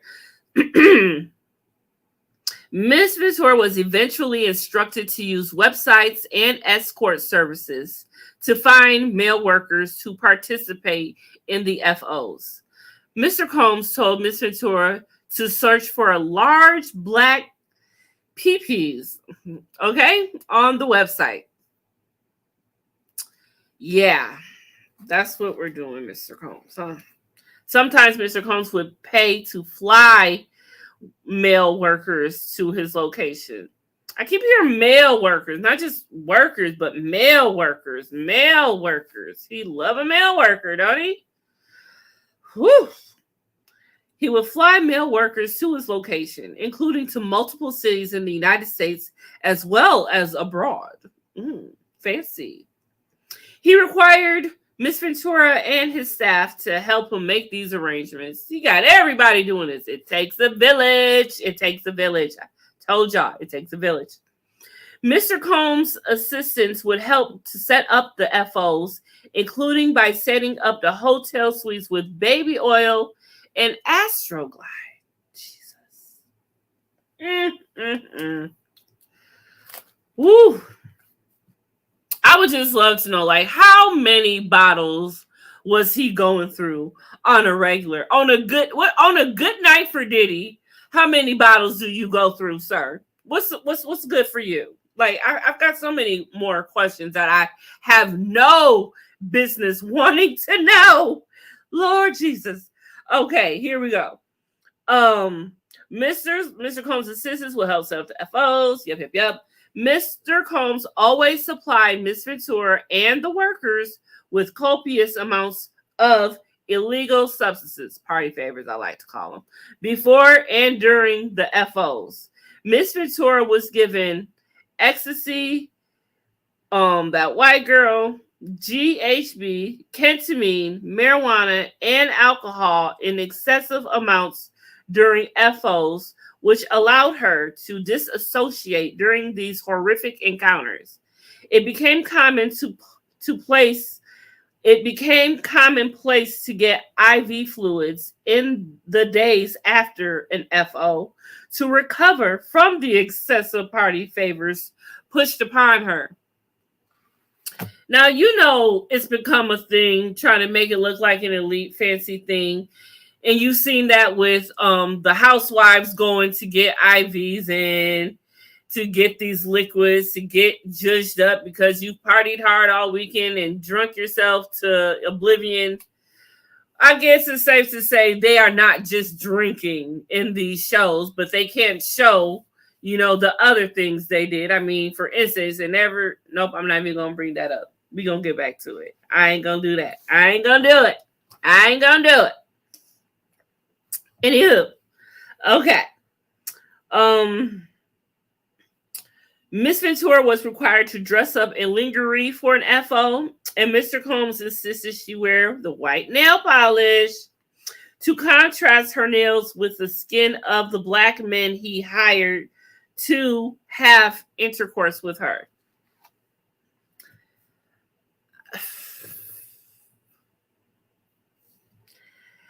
During the FOs, Mr. Combs would instruct Miss Ventura to pour excessive amounts of oil over herself. Baby, that baby, You know, I like that baby gel better. But Johnson and Johnson, I ain't messing with y'all no more. Y'all been in too many lawsuits. Y'all scare me. And y'all Johnson Johnson, the shot too. Mm-mm-mm. Mm-mm. Mr. Combs would then instruct Miss Ventura and the workers to speak to each other. Like, what would you say? And would specifically tell Miss Ventura where to touch the workers. Mr. Combs would say things like, grab that big black and ask her, how does it feel? Yeah. As he directed her to perform for him. During the FOs, in addition to directing Miss Ventura and pleasuring thyself, Mr. Combs would use his phone, laptop, and tablet to film Miss Ventura having intercourse with hired workers. He treated the forced encounter as a personal art project. This is sickening right here. Adjusting the candles he used for lighting to frame the videos he was taking.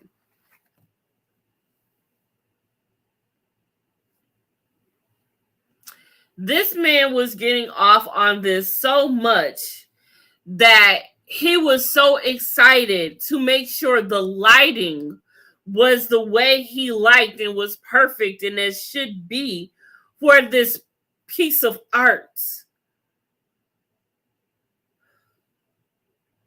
Honey, Diddy, what happened to you? Because there is no way nothing did and you're just like this. Hurt people are hurt people. The predators prey. And this is what you are doing. What did Clive do to you? What did Lucian do to you? What your other sugar daddy do to you? You got about 3 or 4. What did they do to you? Because you are out here wilding, my guy. Whoo-wee.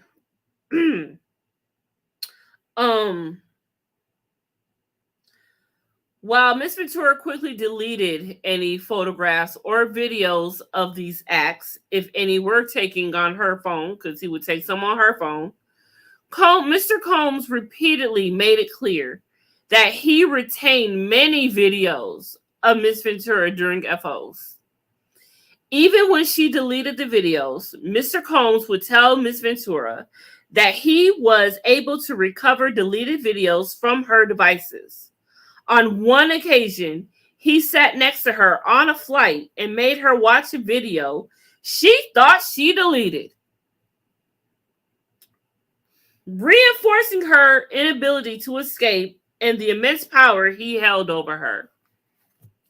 So you on a flight with this man. You stuck in midair with this man. There's nowhere for you to go. And he is making you sit there, I'm sure on a beautiful luxury PJ, sit there watching a video of yourself completely out of your mind being assaulted. Evidence you thought you erased. Erased from your phone, your mind, your memory, want to forget about it. And oh, watch this. Look at you. That is diabolical. That's my favorite word this year, and I haven't said that I ain't said that this month yet. Bringing it back. This is diabolical. Beyond so many means. This is the epitome definition of diabolical ability. Oh my goodness. Oh, I'm so glad she got away. Yes, Cassie, have your day in court. Have it. Have at it. Have all at it. Please. Don't leave nothing out. Go into many details of everything. Damn it. Okay. Back to the lecture at hand. Where are we at? Mr. Combs would pay the male workers a few $1,000s in cash for their services. Yeah, you don't want no electronic trail, do you? That paperwork. Miss Ventura was repulsed by Mr. Combs' demands. But between the physical beating and recognizing his incredible power and incredible temper, Miss Ventura became petrified of her partner and boss and felt that she could not say no. He would even present her with this was sick right here. Another sickening. This is diabolical. He even would present her with lavish gifts prior to or in the middle of the FOs. In the middle of the FOs, he'd given her gifts. While she's doing this, he's bringing gifts over to her while she's doing things with other workers. It's sick to say, but imagine that. Could you imagine? Okay, let me start that part from the beginning. Mr. Ventura was repulsed by Mr. Combs' demands, but between the physical beating and recognizing his incredible power and incredible temper, Miss Ventura became petrified of her partner and boss and felt she could not say no. He even would present her with lavish gifts prior to or in the middle of FOs, seemingly acknowledging the ways in which these forced encounters constituted work for Miss Ventura, and that he needed to compensate her for her work.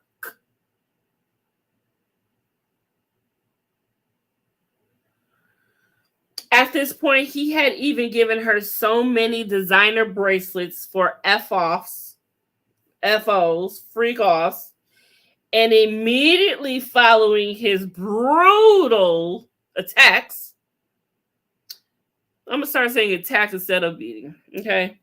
That she felt that she was shackled by his presence. Basically, you are.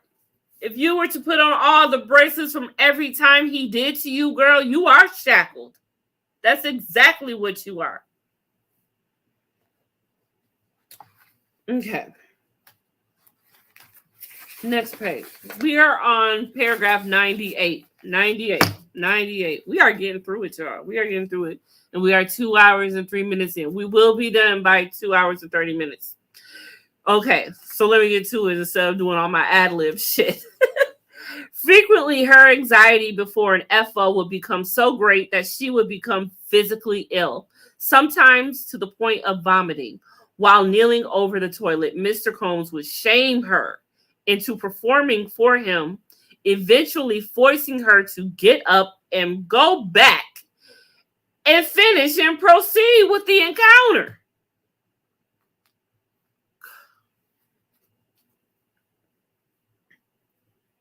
I could not.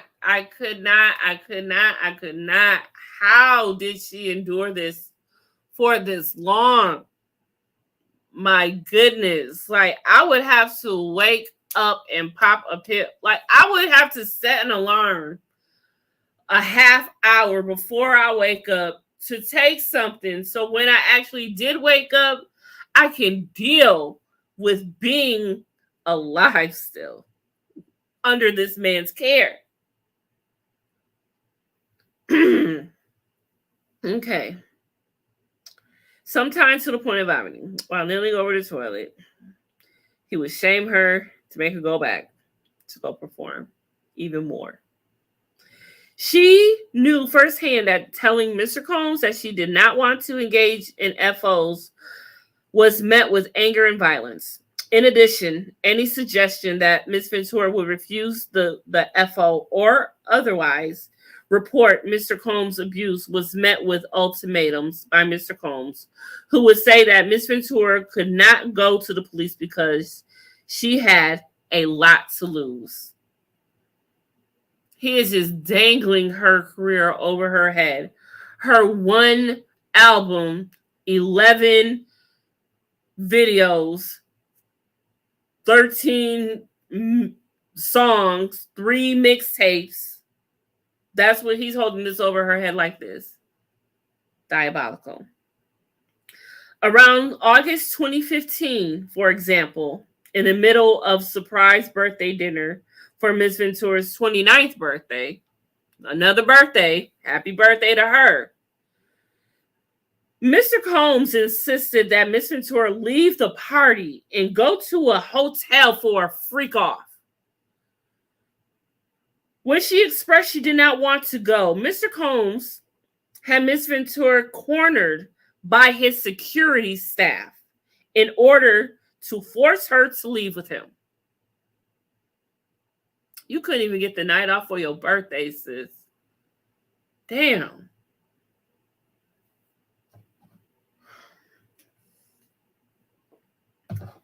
I'm running out of water and shit.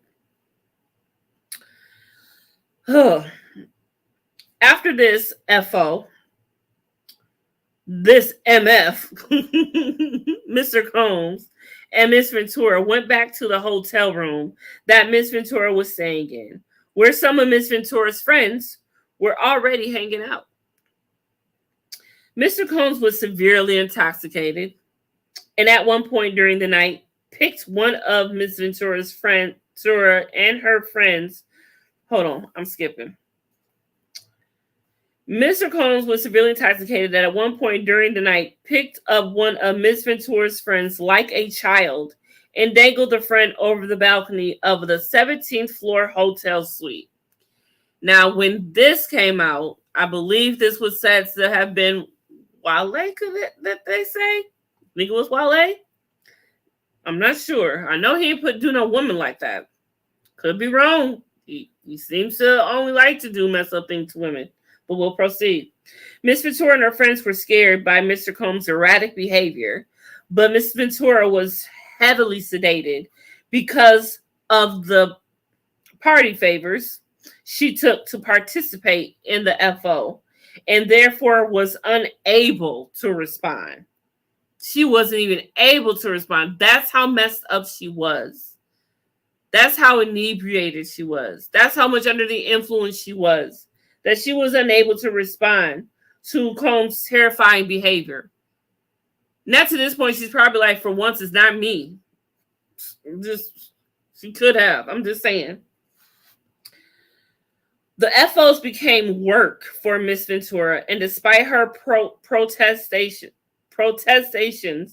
Mr. Combs insisted on these intricately staged and forced encounters between Miss Ventura and various male workers. And that does that for that portion of that. Thank God, because that was a lot to get through. That was... Whew. Okay, now this is Article 6. This is we are on paragraph 104. Item 104, whatever you want to call it. Not each is a paragraph, you know. Some of these are just 1 to 2 lines. But 104, this is Article 6, and this is Miss Ventura tries to escape from Mr. Combs' abuse. Okay? Here we go. Here we go. Anytime she tried to create distance between her and Mr. Combs, he used his networks to find her and convince her to return to his abuse. On multiple occasions, Mr. Combs sent his employees to lure Miss Ventura back. In 2011, during a rough patch in Mr. Combs and Miss Ventura's relationship, really a rough patch? The whole shit was a complete rocky road. What are you talking about? Anyway, Miss Ventura had a brief relationship with musician Kid Cudi. When Mr. Combs returned from a trip, he demanded another FO, and Miss Ventura, she acquiesced. That's that word again. I don't think I'm saying it right again, but I like it. We're going to go on. She had to get down with it. She was fearful. During this FO, Mr. Combs found Miss Ventura's phone and found emails between her and Kid Cudi. Mr. Combs became enraged and proceeded to place a manual corkscrew between his fingers and lunged at Miss Ventura. What the hell? Miss Ventura ran away to stay at Kid Cudi's home to escape Mr. Combs' wrath. Soon thereafter, one of Combs' staff members told Miss Ventura that he needed to just talk to Mr. Combs. She needed to just talk to Mr. Combs, even though Mr. Combs was enraged. Feeling like she could not escape Mr. Combs and his network of enforcers, Miss Ventura returned to Mr. Combs. He hit her several times and then kicked her in the back as she tried to run out the door. She went to her parents' home in Connecticut, where her mother took pictures of the bruises Mr. Combs had left on Miss Ventura's body. Imagine being a parent. You suspected this. And you've probably just been waiting for your little girl to have the heart to be able to come tell you, and you've been praying to the gods and all above, whatever God you pray to, that she will be okay. And then to finally, obviously, it doesn't show when. I would love to know when she actually did to succumb to telling her parents how she was being treated by Mr. Combs. I know that this had to be heart-wrenching. Could you just imagine your child coming to you and telling you that this is happening to you, and you in it and you can't get out, and you fear if you do, he'll do something to you too? That's a lot for a parent to try to take. It's just, God bless her parents. Bless her parents.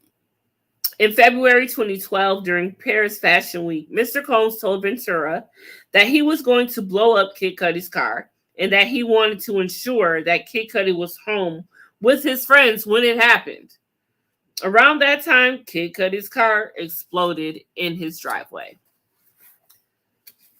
So, it's one thing to hear about the stories when all of this was coming out, but to actually read this in the actual documents, it's insane to read it and to actually, it happened how it was actually said. This man is diabolical. That needs to be his new name. Or Huff and Puff, because he's doing too much huffing and puffing and doing all this stuff to Cassie. And all of other people we know who he has done so many other things to. Moving right along. Miss Ventura was terrified as she began to fully comprehend that Mr. Combs was both willing and able to do those he believed. Yeah. Let me backtrack. As she began to fully comprehend that Mr. Combs was both willing and able to do to those he believed had slighted him. There you go. That was a little bit of a tongue twist. Okay. This paragraph number 114 is a trigger warning. I put a TW by it, so it must have been something crazy. Miss Ventura spoke to a popular... Oh, yeah. In 2015, Miss Ventura spoke to a popular music manager at an after party in a hotel suite in Las Vegas. Mr. Combs saw her speaking to this manager and sternly told her to step into the bedroom adjoining the suite. In the bedroom, Mr. Combs beat Miss Ventura severely. She ran from corner to corner of the room, trying to avoid Mr. Combs' beating and kicking. When she tried to lock herself in the bedroom, he pushed through and punched and kicked her while she curled up under the toilet. First of all, to be curled up under the toilet is one of the most uncomfortable positions anyway. I've never curled up under the toilet. I would only imagine, because as I can see and remember what it looks like behind the toilet, it's very small and very little. But however, in my little po house, in my little po bathroom, it's very small and little. So not knowing, but still under a toilet anyway. What the hell? Okay.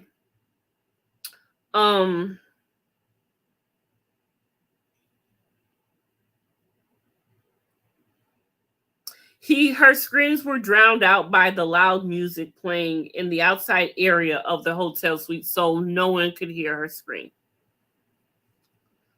Fucking crazy. When Mr. Combs, head of security and assistant, saw Miss Ventura after the assault, they began to cry. That's how bad she looked. Miss Ventura had 2 black eyes. He did both of her eyes. Both of them. You only got 2 and he did them both. A burst and bruised lip. I mean, that mug was busted open. And a huge welt on her forehead. So he must have hit her with some object also, not just his fist.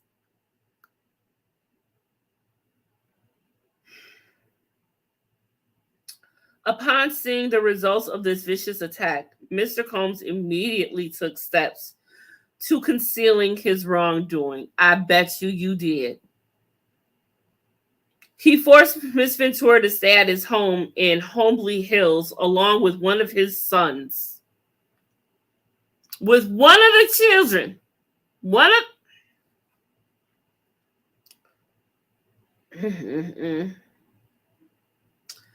While there, Mr. Combs FaceTimed Miss Ventura and stated, "You gotta go up and put some more makeup on. My son can't see you like this." Now you worried about what your son's seeing? You worried about your son seeing right here at this point? You worried about that? Your son has seen so much worse from you, sir. You got a lot of freaking nerve. A lot of nerve. She did put makeup on per Combs' demands. Miss Ventura felt that she had no choice but to obey her abuser.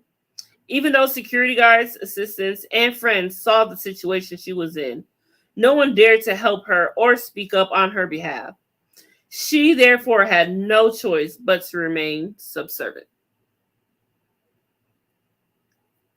When that's your only choice, your livelihood is gone. You imagine how empty she felt inside all of these years. This beautiful woman who a lot of young women are idolizing and wishing or thinking they wish that they could be. She's so beautiful. She gets to do this, is that. She's with Sean Puff Daddy, Puff Rock, Love, Diddy, Combs, living her best life, getting everything she wants, the best of everything in life. And this is what she is really going through. That's why do not idolize other people's lives. It could really fuck you up because their lives are already fucking them up. Later in 2015, while shooting a movie in Cape Town, South Africa, Miss Ventura began a flirtatious relationship with an actor. I do not know who this actor is. I can't remember for the life of me. But we know who it is. She spent New Year's Eve with this actor, but Mr. Combs soon found out. Mr. Combs called the actor and threatened him. The actor proceeded to call Miss Ventura and tell her, "You really need to call Mr. Combs." Oh, shoot. You know what? I got to find out who the hell was this actor.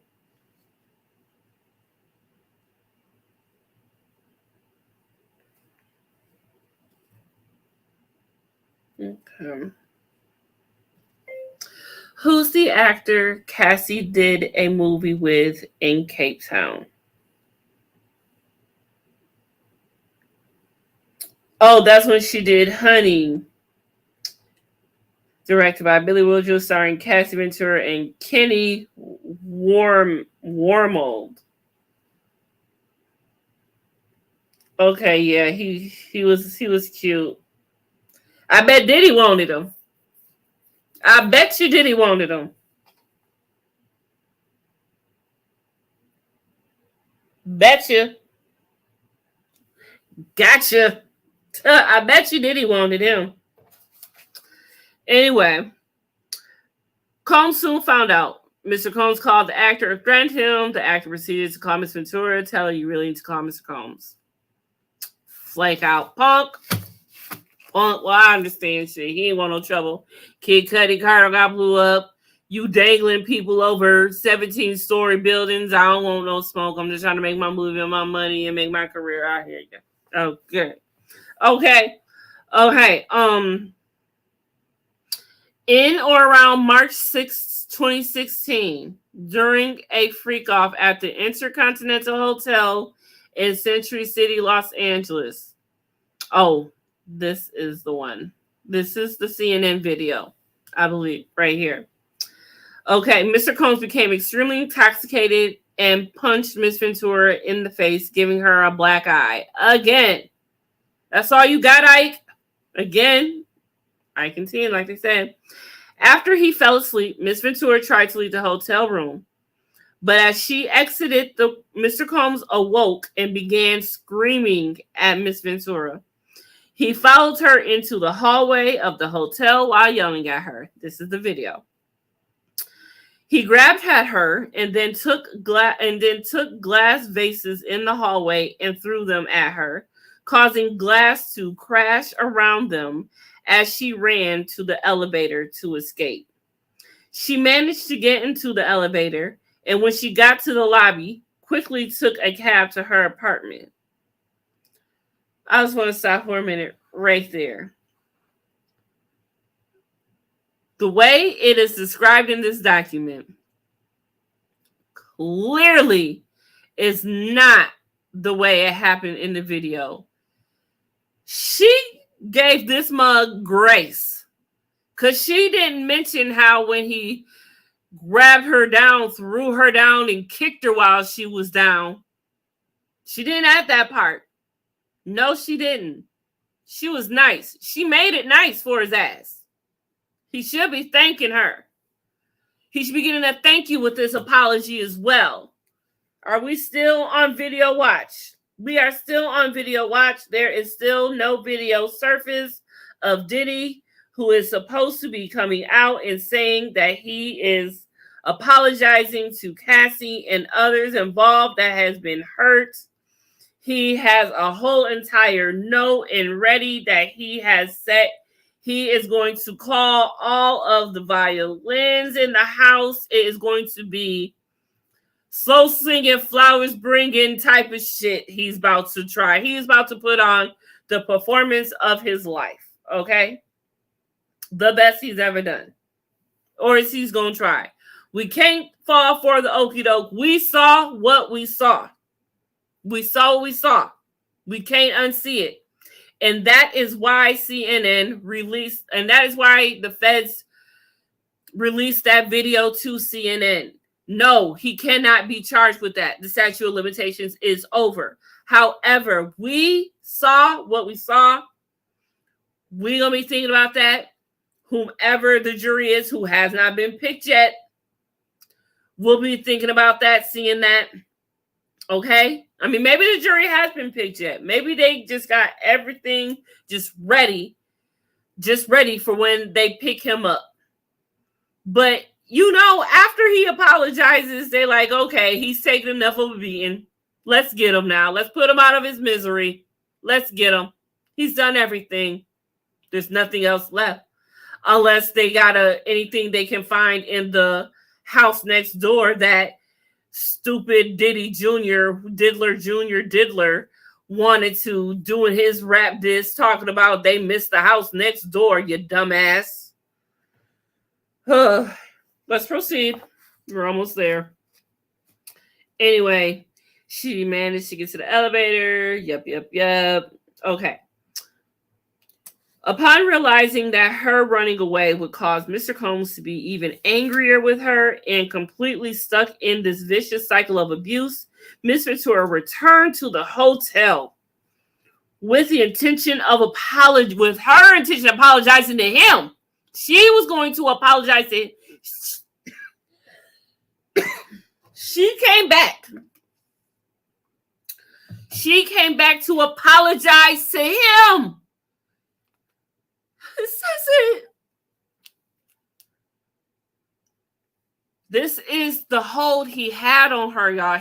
She couldn't leave. This is what she was talking about. Even when she left, she couldn't stay gone. She feared more would happen to her. I mean, when you tired, you tired. You've taken enough of the being. You ain't got no will to continue on to hide from this man now. It's like you in it and you can't get out. Anyways, when she returned to hotel security staff urged, this was crazy. When she returned, the hotel security staff urged her to get back into a cab and go to her apartment, suggesting that they had seen the security footage showing Mr. Combs beating Miss Ventura and throwing glass at her in the hallway. So she came back, and the security said, "No, ma'am, go.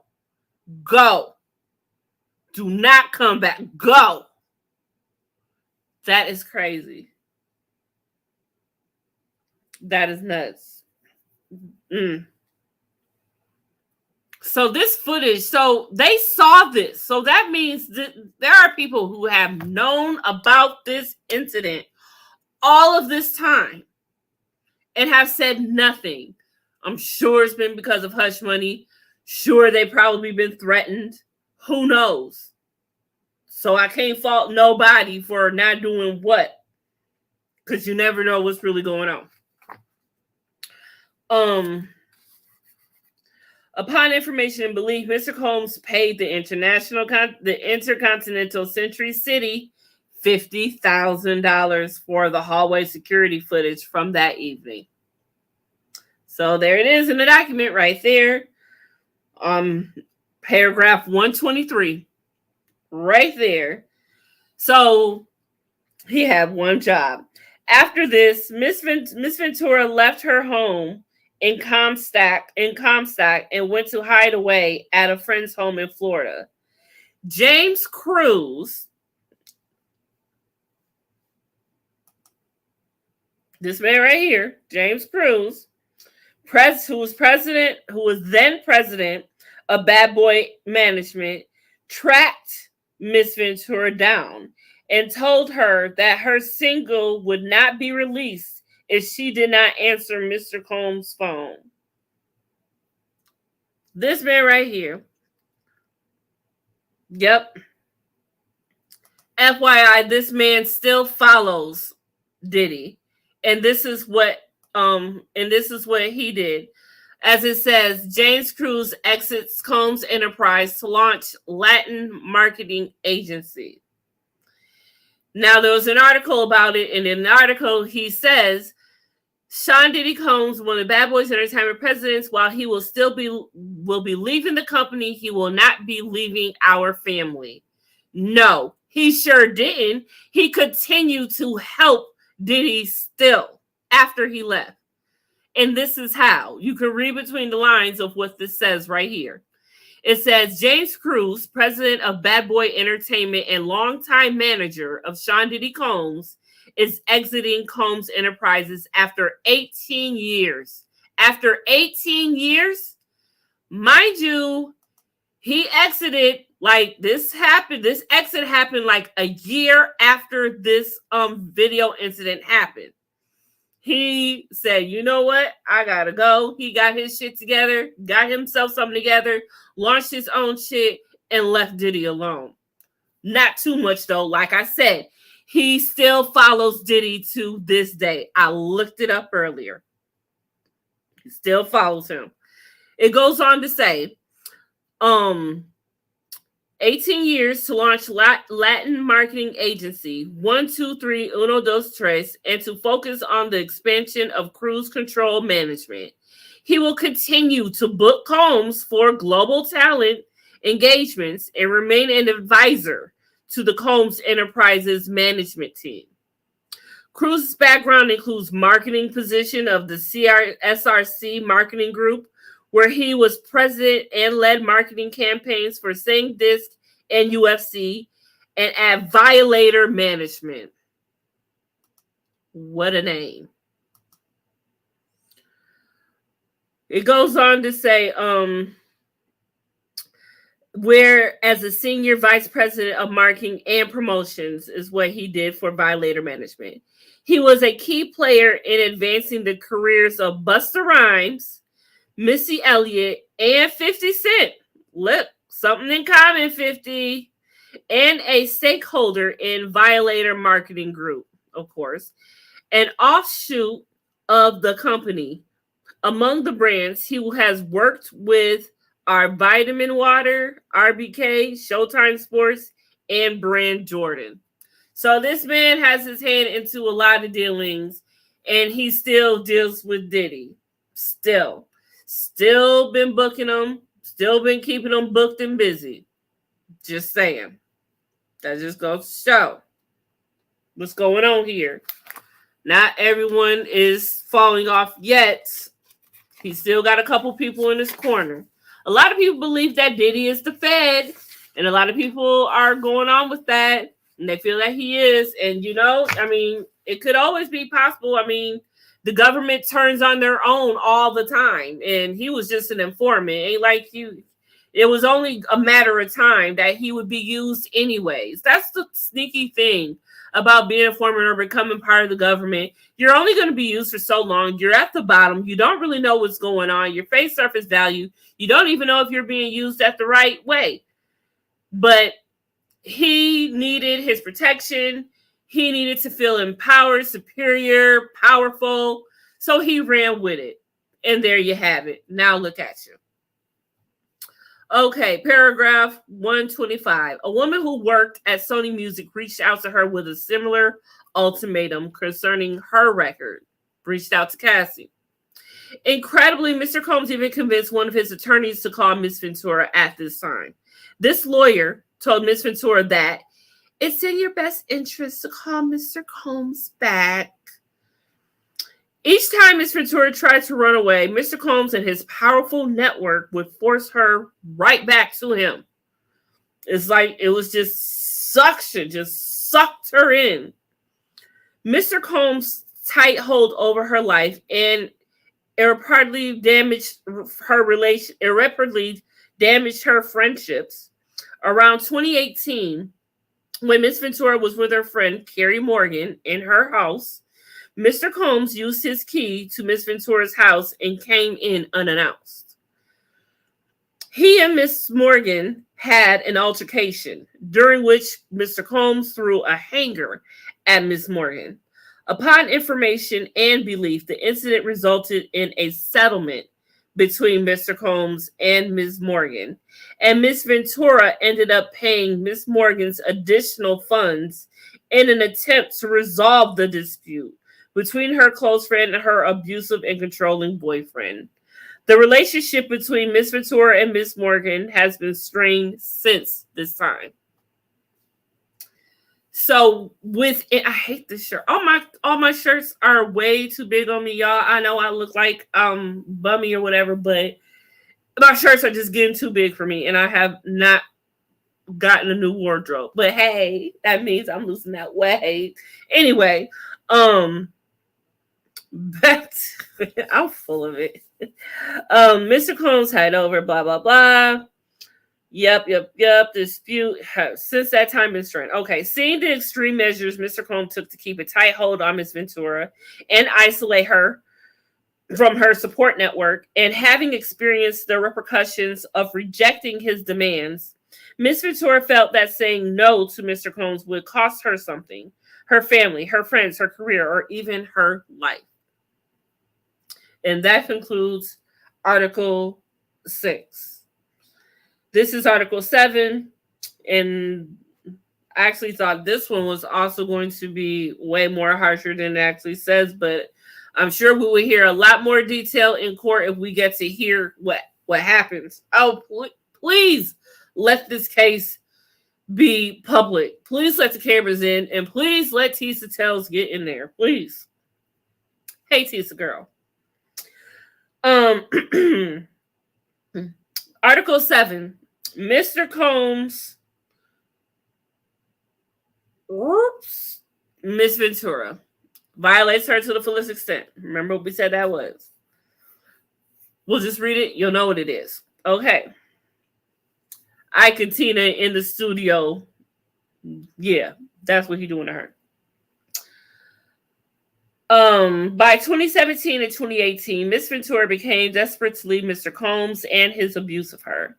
She recognized that if she stayed with him, she would never be able to have a successful career or even physically or ever be physically and mentally safe. She therefore became determined to, from page 24. We're almost there because everything else is just what she's suing for. Yeah, we got about three more pages left. Okay. Completely break away from Mr. Combs and his cycle of abuse and made concerted efforts to avoid him. In September 2018, she joined Mr. Combs for a dinner in an Italian restaurant in Malibu, California, for what she believed would be a discussion about concluding their relationship for good. No, you never go have a discussion about conclusion. It's just over. You don't do that. Oh, sweet, sweet Cassie. Bless her heart. She still, she was going through it. After dinner, Mr. Combs and Miss Ventura returned. Ooh.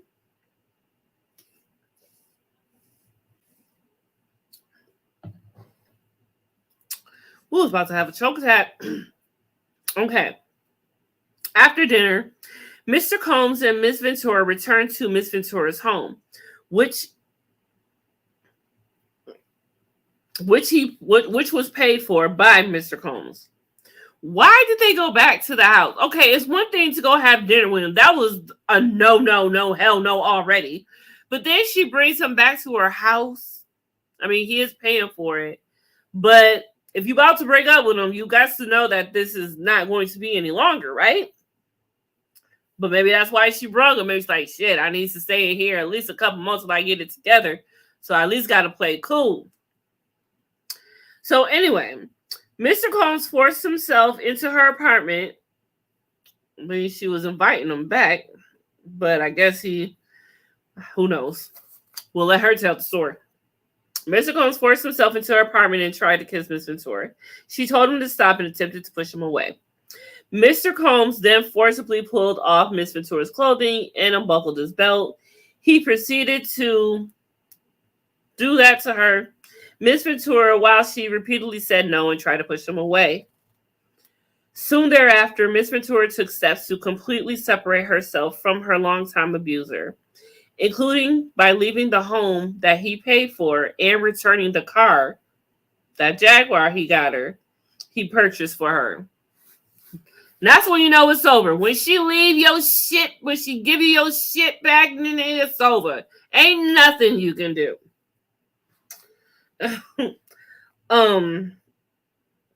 Despite moving away, Miss Ventura's address was posted online in early 2019, leading to fears for her safety. Now, I never heard about this. Did he dox her?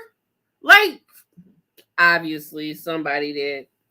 Or whomever the new chick was that he, ramped up to do that to. Who knows? Miss Ventura, who was under immense duress during the months after Mr. Combs blanked her, took all steps possible to entirely remove herself from her abuser's ambit, including by entering into contracts to end her record deal with Bad Boy Entertainment. And that was Article 7, Mr. Combs violates Miss Ventura to the furthest extent. Article 8. Mr. Combs' blankual and physical abuse of Miss Ventura has caused her long life harm. They bringing it in. Here comes the long life harm. Okay? They bringing it in. Article paragraph 138. We on 138, y'all. Let's see. We got this and this to go. And then we're done. 2 more pages. Well, actually, 1 more because we're at the end of this page. Anyway, as a result of the immense trauma, Miss Ventura endured for over a decade with Mr. Combs. She has suffered and continues to suffer from immense emotional distress. Following her escape from the cycle of abuse and blank trafficking she endured, she struggled with physical and mental manifestations of her trauma. The birth of her two children, however, allowed her a new lease on life and gave her purpose. She credits her children with saving her from the trauma that had consumed over a decade of her life. Except for the months when she was pregnant with her children, Miss Ventura struggled with her addictions to drugs and alcohol, addictions that were established and fueled by Mr. Combs. She turned to substance to drown out the memories of her abuse. Without being intoxicated, she suffered from horrific nightmares of the forced acts that Mr. Combs demanded she participate in during the regularly scheduled FOs and of the physical beatings that she endured throughout her relationship. She had difficulty eating or sleeping, and her relationships with her family suffered. During this time, she frequently had thoughts of ending her livelihood. To rebuild her life and her career, Miss Ventura needed to completely reinvent herself. She checked herself into patient treatment and rehabilitation center, where the first confronted the extent of the trauma she lives with. She has required intensive therapy and other medical care to recover from Mr. Combs' abuse, and she will never live with the physical and psychological repercussions of the over a decade of violence, fear, and exploitation she endured. Although Ms. Ventura wasn't able to speak up against the years of abuse she endured at the hands of Mr. Combs, she had since been able to rebuild her life and confront her trauma. Thanks to the passage of New York Adult Survivors Act and California's Sexual Abuse Accountability and Cover-Up Act, she is now ready and able to also confront her abuser and to hold him and those who enabled his abuse accountable for their actions. Woo! That is basically everything that is important. For everything else that is on the last 10 pages of these, I'm just going to read the headlines of them. I'm not going to read them because they all say the same thing. I'm going to read one, and then I'm just going to read the headline. The headline goes for what I'm saying for all of these. So the first says is, the first cause of action, blank trafficking under 18 U.S. Constitution 1591 established against all defendants. Plaintiff repeats and realleges each and every allegation in all of the preceding paragraphs and is fully set forth herein. Plaintiff is a victim of blank trafficking within the meaning of 18 U.S.C.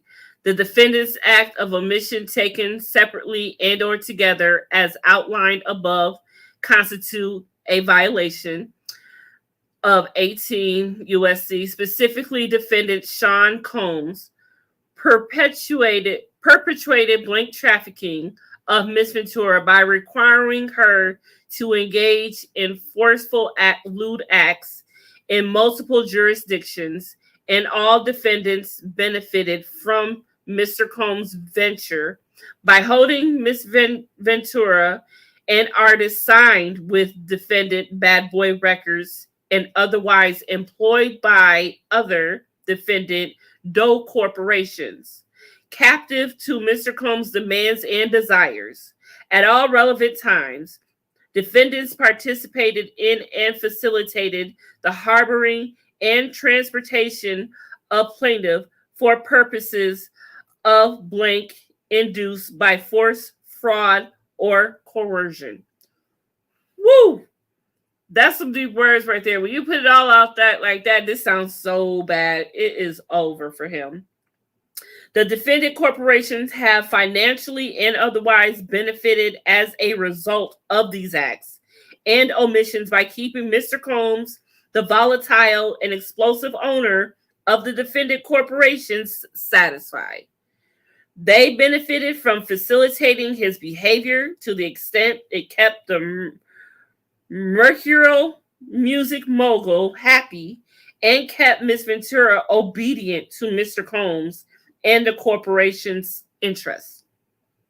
Defendant Combs and defendant Bad Boy Records, Bad Boy Entertainment, and Doe Corporations 1 through 10 formed a venture as defined by 18 USC, given that they constituted a group of two or more individuals associated, in fact, whether or not a legal entity.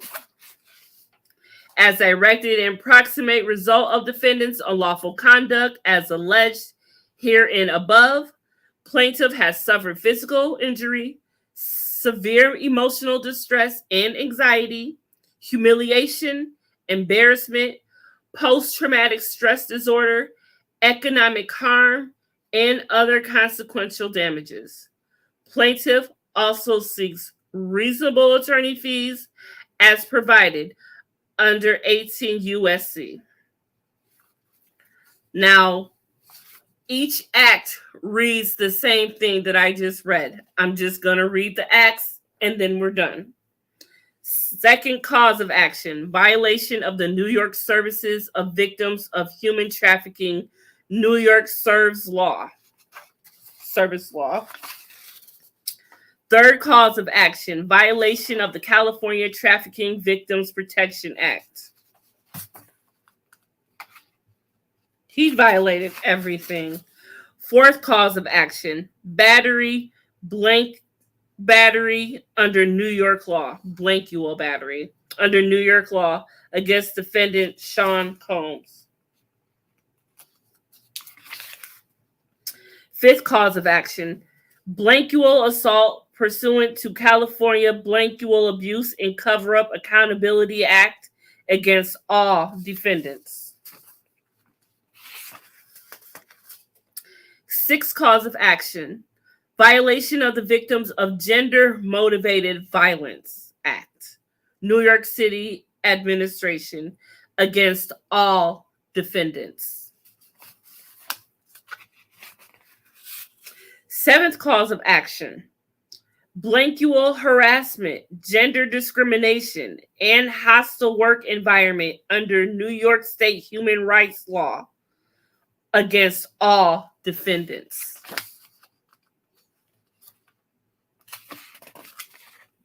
Couple more. Eighth cause of action, blankual harassment, gender discrimination, and hostile work environment under New York City human rights law, New York City admin, against all defendants. And then the last thing it says is prayer for relief. And it states, wherefore, plaintiff prays judgment be entered in her favor against defendants, and each of them as follows. 1. For money judgment representing compensatory damages, including consequential damages, lost wages, earning, and all other sums of money together with interest on these amounts according to proof. 2. For a money judgment for mental pain and anguish and severe emotional distress according to proof. 3. For punitive and exemplary damages according to proof. 4. For attorney fees and costs. 5. For pre-judgment and post-judgment interest. And 6. For such other and further relief as the court may deem just and proper. Signed, respectfully submitted, with your LLP. Baby, it is going all the way down. And Diddy has not sent out his apology yet. We are still on watch, y'all. Now, since this has came out, More allegations have came out against this man. How is this even possible? So now we have the Grammy Award producer Prince, who has came out and spoke that Diddy tried to blackball him because he wouldn't give Diddy the sloppy. Huh. What? As Finkster says, what? You just thinking people just gonna be willing to do that, Diddy? You have got some issues, honey. You have got a lot to think about and do for yourself. This is just insane. My goodness. So, many people also were saying that they thought that Cassie could have leaked this video. And for those who think that, know this, that Cassie could not have leaked that unless she would have been in violation of her NDA. Although the NDA does not apply when it comes to criminal, still the NDA stands on some moral stance of whatever. She signed it. She said she couldn't. When she signed it, she said that when she signed it, she signed that if she had any proof, video, receipts, evidence of anything that was put in this, the estate could Diddy's estate could sue her. So that was a no-no. And yes, this video was obtained in the raid. They have had this. They have just been holding on to it. They just wanted to taunt him a little bit, and they wanted to put it out there because when Cassie, who was the star witness, goes to testify, they will know that she is not lying. They will know that she is telling the truth. And if for any reason she holds back, like she did in this document, because she definitely held back in that document. If she does that, look, you can't. Proof is out there. So the statute of limitations is gone, but we see it. It's over. And what's quite funny is Mr. Oh, I did want to read these real quick. But we've already know. I didn't really want to put this up there because the kids might read it actually. But that part about like I said, Cassie, she has had her hand in this too at once upon a time.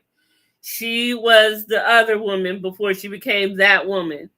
It said that Diddy would just totally disrespect Kim with Cassie. One time he woke Kim up out of bed crazily and told her to get up out the bed so Cassie could get in the bed and sleep. Like, who does that type of stuff to the mother of your children? That's why I don't understand how the kids, the boys, can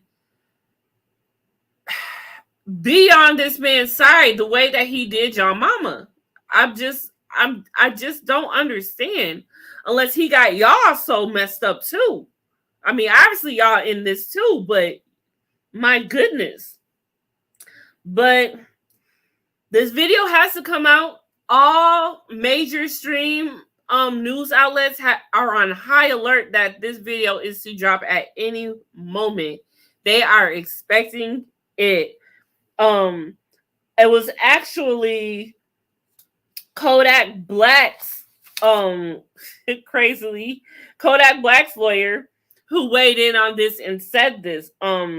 Bradford Cohen, he's the one weighing in on this and bringing it in. He's a good lawyer too. I mean, these music people got some good lawyers, believe me. But Cassie's lawyer ain't nobody to play with. He's the one who represented Weinstein's people. He's the one who put Weinstein away. So Diddy better watch yourself. You better watch out. You better not pout. And Miss Sean here, I don't know what she doing. Sean, Holly, get it together, girl. Your boy, what you doing for your boy? I don't know. You over there doing some stuff with him, them pills and things. It is said that he has been giving heavily to the church because he is trying to gain the church sympathy and put that out there. So let's not be surprised if he do this, if he at the Potter house doing this video, who knows? You know, TG Jakes' his boy. When all this came out, he went to TG Jakes front and center for Sunday service. Just saying.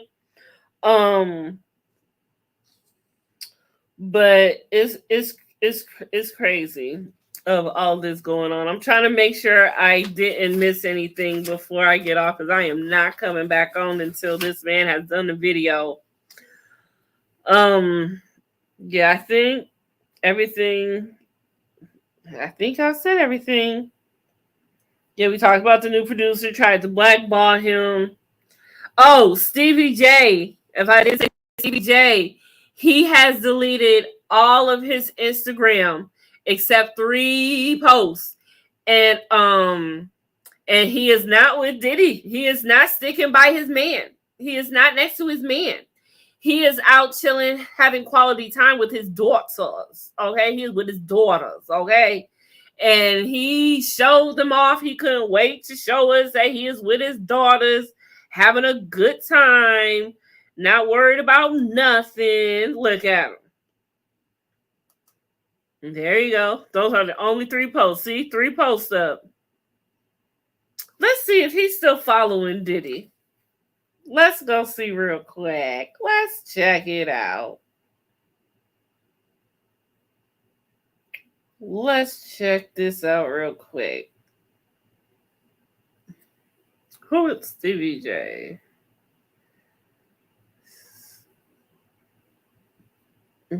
Following.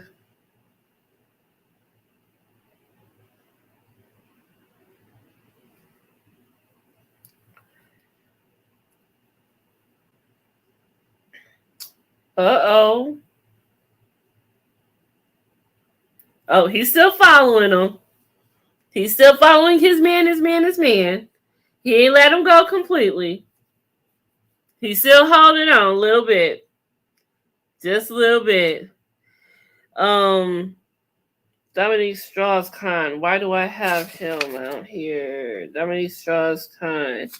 Whose lawyer is he? I believe he is Diddy's lawyer, who is one of Diddy's lawyers who called Cassie and told her that she needs to contact Diddy.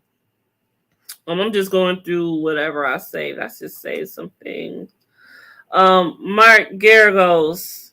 Whose attorney is he? See, I wasn't going to talk about him yet. That's why I'm not even for sure yet. I don't have everything posted right here, but Mark Garagos is somebody. But he looks like he's 66. Yeah, he's also, I think, on Cassie's team also. I mean, Cassie got her a team, honey, a whole entire team. It is just going down. But y'all, that is all of the documents. We are on Video Watch. Diddy is going to be dropping a video anytime, any moment, any hour. Who knows? I don't even know how much sleep I'm going to get, because I'm probably going to be setting my alarm clock every hour just to see if the news has dropped yet, just to see if the video has dropped yet, and just to see if Tisa Tells has dropped a video yet. And I'm going to tell y'all, I'm going to watch Tisa Tells' video first so she can wrap it all up in a pretty bow for me. And then I'm going to come over here and I'm going to give y'all an even shorter version if y'all ain't got time. But I still want y'all to go over there and say hi, tell her I sent you, anything. Because I'm trying to get her attention. Because I want to let her know that she is a bomb and I do want to interview her one day.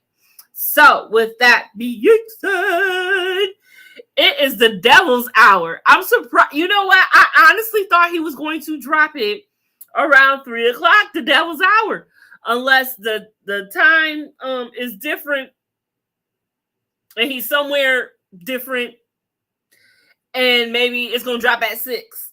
You know, the devil's hour, because he is the devil, and not even in sheep's clothing. He is just the devil. Period. Walking around naked, if he could, you know.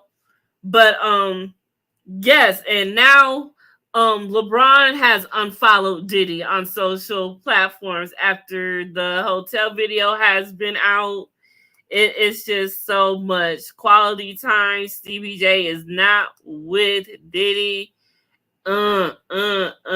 It's crazy. I'm just making sure I got everything. Yeah, I don't even want to put those up. Benjamin Braffman. He's also a Diddy, also on Diddy's team.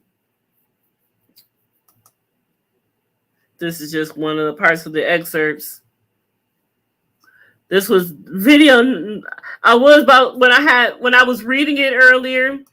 I was gonna do a TikTok real quick, and I ended up having to do it about something else because something else had dropped so quick. But y'all, it's crazy. But okay, 3 hours. I'm out of here. I gotta finish the rest of my Blizzy, and I gotta see if SNL was good tonight. But y'all, that is the documents. Trigger warning.